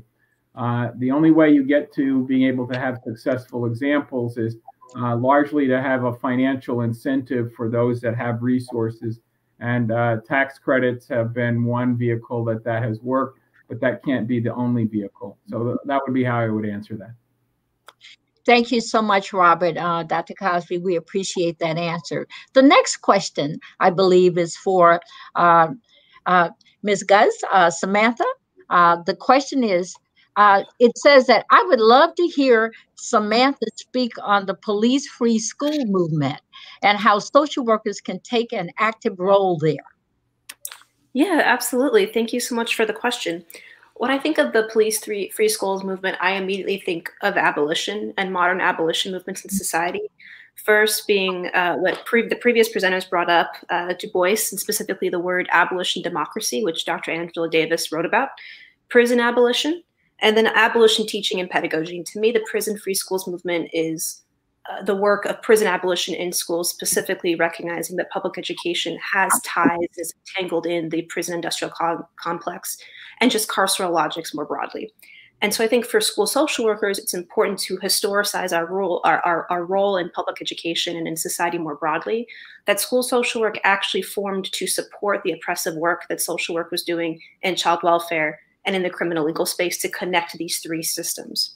So the recommendation, at least the place that I'm in right now as a practitioner, is really understanding that historicizing localized to Chicago, recognizing that Chicago is a place where we have long-standing, wonderful organizers, adult and youth organizers on this issue, and seeing how exactly in Chicago legislation, schools are entangled with carceral logics and with the prison system, and what's the ongoing work to dismantle that entanglement, and then how can I get in where I fit in and be productive in the ongoing work. So that's just where I'm at right now, but I would look forward to reading more comments in the chat. I know we have a wonderful active chat going on. Thank you so much, Samantha. The next question is for our Stephanie and Amy. So the question is, how does social enterprise and social innovation continue the legacy of racial and gendered social work? It goes on to say, in my experience, most social entrepreneurs tend to be young white men. Thank you for that question. I always begin talking about social enterprise or social innovation with the term disruption. So in what way are these social entrepreneurs or social innovators disrupting the current status quo and seeking to meet new needs or seeking to create new opportunities for those in the community? And I think if you think about the work that Du Bois was doing, and also what Susan Wharton was doing with Black people in Philadelphia, while her colleagues were going off serving immigrants, they were disrupting the system and trying to find new ways of thinking about the conditions of Black people and providing new resources in the Black community. I'm just going to leave that to Stephanie. Thank you, Stephanie. Thank you so much, Stephanie, for your response to that.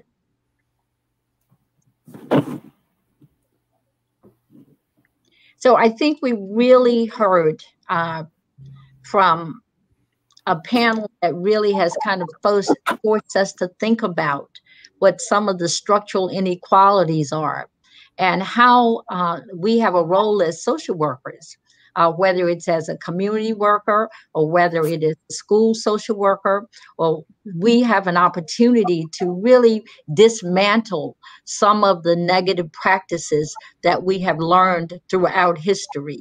And this is our opportunity to do this. And how we use this opportunity is critically important. As we are probably speaking with future social workers out there, this is particularly those who really want to engage in social justice in a radical way. You've heard from presenters from the panel who really described, from thinking about gentrification, not just looking at it on one side. It certainly there's the displacement of it, but what would be the opportunity to really have some positives come out of that? But we can never look at the positive without paying attention to the displacement that we're thinking about. Looking at school social work, how can we move from this quote, mental hygiene way of thinking, what's happening in the home, being integrated in a more person environment way so that we can move forward to eradicate the racism that we see. And as we look at like Ward 7 and the work of Du Bois and Ms. Warden and thinking about how can we come together and make the world a better place, make communities a better place by involving the communities. So I always think about it, research that matters, not simply research for publications reasons. How can we really engage in research that matters and it makes a difference in really addressing the white supremacy and the racism that's in society? I will end with saying it's up to us. We have the information, you've given us the data. Now it's up to us to do something with this. And so I thank each of you for your contributions to the profession and your contributions to this panel. This is the last of the panels of the day, and we will now be segmenting into our final aspect of this program with Dr. Laura Abrams. So thank you all so much. Thank you, Sandra, and thank you all the presenters from today and yesterday. I learned so much. I'm so excited about the scholarship that we've been hearing, and in particular, the range of issues that we considered in this part one of reckoning with our past and our historical legacy of racism and white supremacy. I have some concluding remarks to make to synthesize some themes, so don't go away. But I first wanted to introduce a special guest. We have Martell Teasley, the Dean of the Utah College of Social Work, and also the President of the National Association of Deans and Directors, and also one of the co-founders of the 13th Grand Challenge to Eliminate Racism, and a friend. And I also just wanted to bring Dr. Teasley here because a lot of what we've considered over the last 2 days and will be considering throughout the symposium is so much tied to the Grand Challenge movement to eliminate racism. So thank you, Dr. Teasley, for switching up your schedule, and we'd love to hear from you. Thank you, Dr. Abrams, and I'm really honored to be here for a few minutes. There's been some really fantastic presentations. I haven't been able to listen to all of them over the past 2 days, but I've been spotty today and some yesterday. I will promise to look at all of them. I want to first say, make a quote from John Longris, a longtime theoretician within the profession, who many of you may know. He states that we condemn racism, yet many of us do not fully understand what it is and how it operates within our society, and especially within our own social work education settings. He wrote that in 1971. So the purpose of the book is to examine the centrality of racism as a grand challenge for the social work profession. It's an important book that serves as a centerpiece of an ongoing effort, which this symposium is part of, to promote anti-racism within the social work profession and in the promotion of practices towards the elimination of racism. The grand challenges for social work have galvanized the profession, serving as a catalyst for change in bridging collaborative, scholarly, and public policy initiatives with innovative approaches backed by science, tackling long-standing and seemingly irretractable social welfare problems. They were launched in 2015 as a 10-year project by the American Academy of Social Welfare, which selected 12 initial concept papers. However, the seemingly irretractable problem of racism within our society continues to undergird all efforts to promote equality and inclusion. So in June 2020 of this year, the Grand Challenges Executive Committee voted to endorse the Grand Challenge to Eliminate Racism as proposed by myself as lead author of the book that's forthcoming. While already in work, the book will subsequently represent unfolding of the social work Grand Challenge to Eliminate Racism. I already have 15 chapters of the book that I'm reviewing. It sounds like I need to expand it after listening to what I heard today as well as yesterday. Let me also say that the saliency of racism has become a tipping point for social justice throughout society, profoundly questioning the structure and function of institutional practices. For the social work profession, this means that past and current methods and commitment to anti-racist practices are called into question. For example, the Grand Challenges previously developed a statement of vision, mission, and domain and guiding principles as a guidepost to action that clarified that the commitment to ending racism and other injustices as fundamental throughout the Grand Challenges. Yet that statement was not strong enough or specific enough to express our commitment to eliminate the scourge of historic and structural racism. Furthermore, the profession must place a greater emphasis on understanding whiteness and white supremacy as key benefactors of racism and racist practices. As Asante points out, that whether intentional or unintentional, those who claim to be white maintain racism in all of its institutional forms because they dominate those sectors that have the capacity to change the lives of racialized people. As the powerful in-group, whites are in general void of the negative stigma associated with racialized identity and therefore have no experience as part of the discourse of colorized people. So the profession must tackle this. As demonstrated within the text, a considerable amount of attention will be dedicated to the internal working of examining whiteness. A range of power dynamics within institutions, organizations, agencies, and workplace settings should also be part of the process and will be part of the book. We will also take a look at community-based participatory research because everything is not about quote unquote evidence-based practice.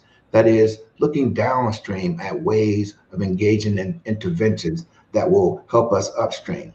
Finally, I want to say just one thing. Yesterday, one of the questions basically talked about why social work does not normally talk about history and why historical understandings are really not so much part of our foundation. And basically, we must understand history. We're not only living in history, we are history. And so every day we're making a donation to history. And so what we do in this era, people will look at. And so all of us have to ask the question of ourselves, what will we do in this era to engage in anti-racist practices and to diminish white supremacy? And we need to let the historical record show that. Thank you. Thank you so much, Martel. Really appreciate you making a guest appearance. You really summed it up well, and we appreciate your being here. Thank you so much for all the work you're doing too. Thank you. So I'll be wrapping up and I won't take long. Some of you, we missed a little bit of the first 10 minutes of our recording yesterday, where Dean Detlef explained how this conference started. And basically, the four of us were talking about how we needed something like this and just decided to do it. The response was overwhelming. We had many more amazing submissions than we could handle. And so what's exciting about this is that the enthusiasm and the work is definitely out there. And we hope that we can find a space where everyone's work can be incorporated. So over the last 2 days, we heard about issues in child welfare, juvenile justice, public health, immigration, migration, mental health, psychiatry, urban spaces, gentrification, and so many important facets of social welfare history. And what I want to cover right now in the last few minutes is just some common themes that I heard in no particular order. One is the issue of sources. So a few questions I heard is, whose narratives do we hear about social work history? What is the written word? Whose voices are represented and who tells the stories? And so I was fascinated to see the array of source material that was brought into these presentations, the maps and photos.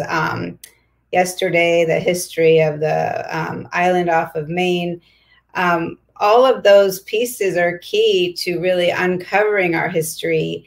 And therefore, as Martel and Sandra have told us, you know, that is the reckoning part of it. And so in that way, we can move forward if we do understand better our history.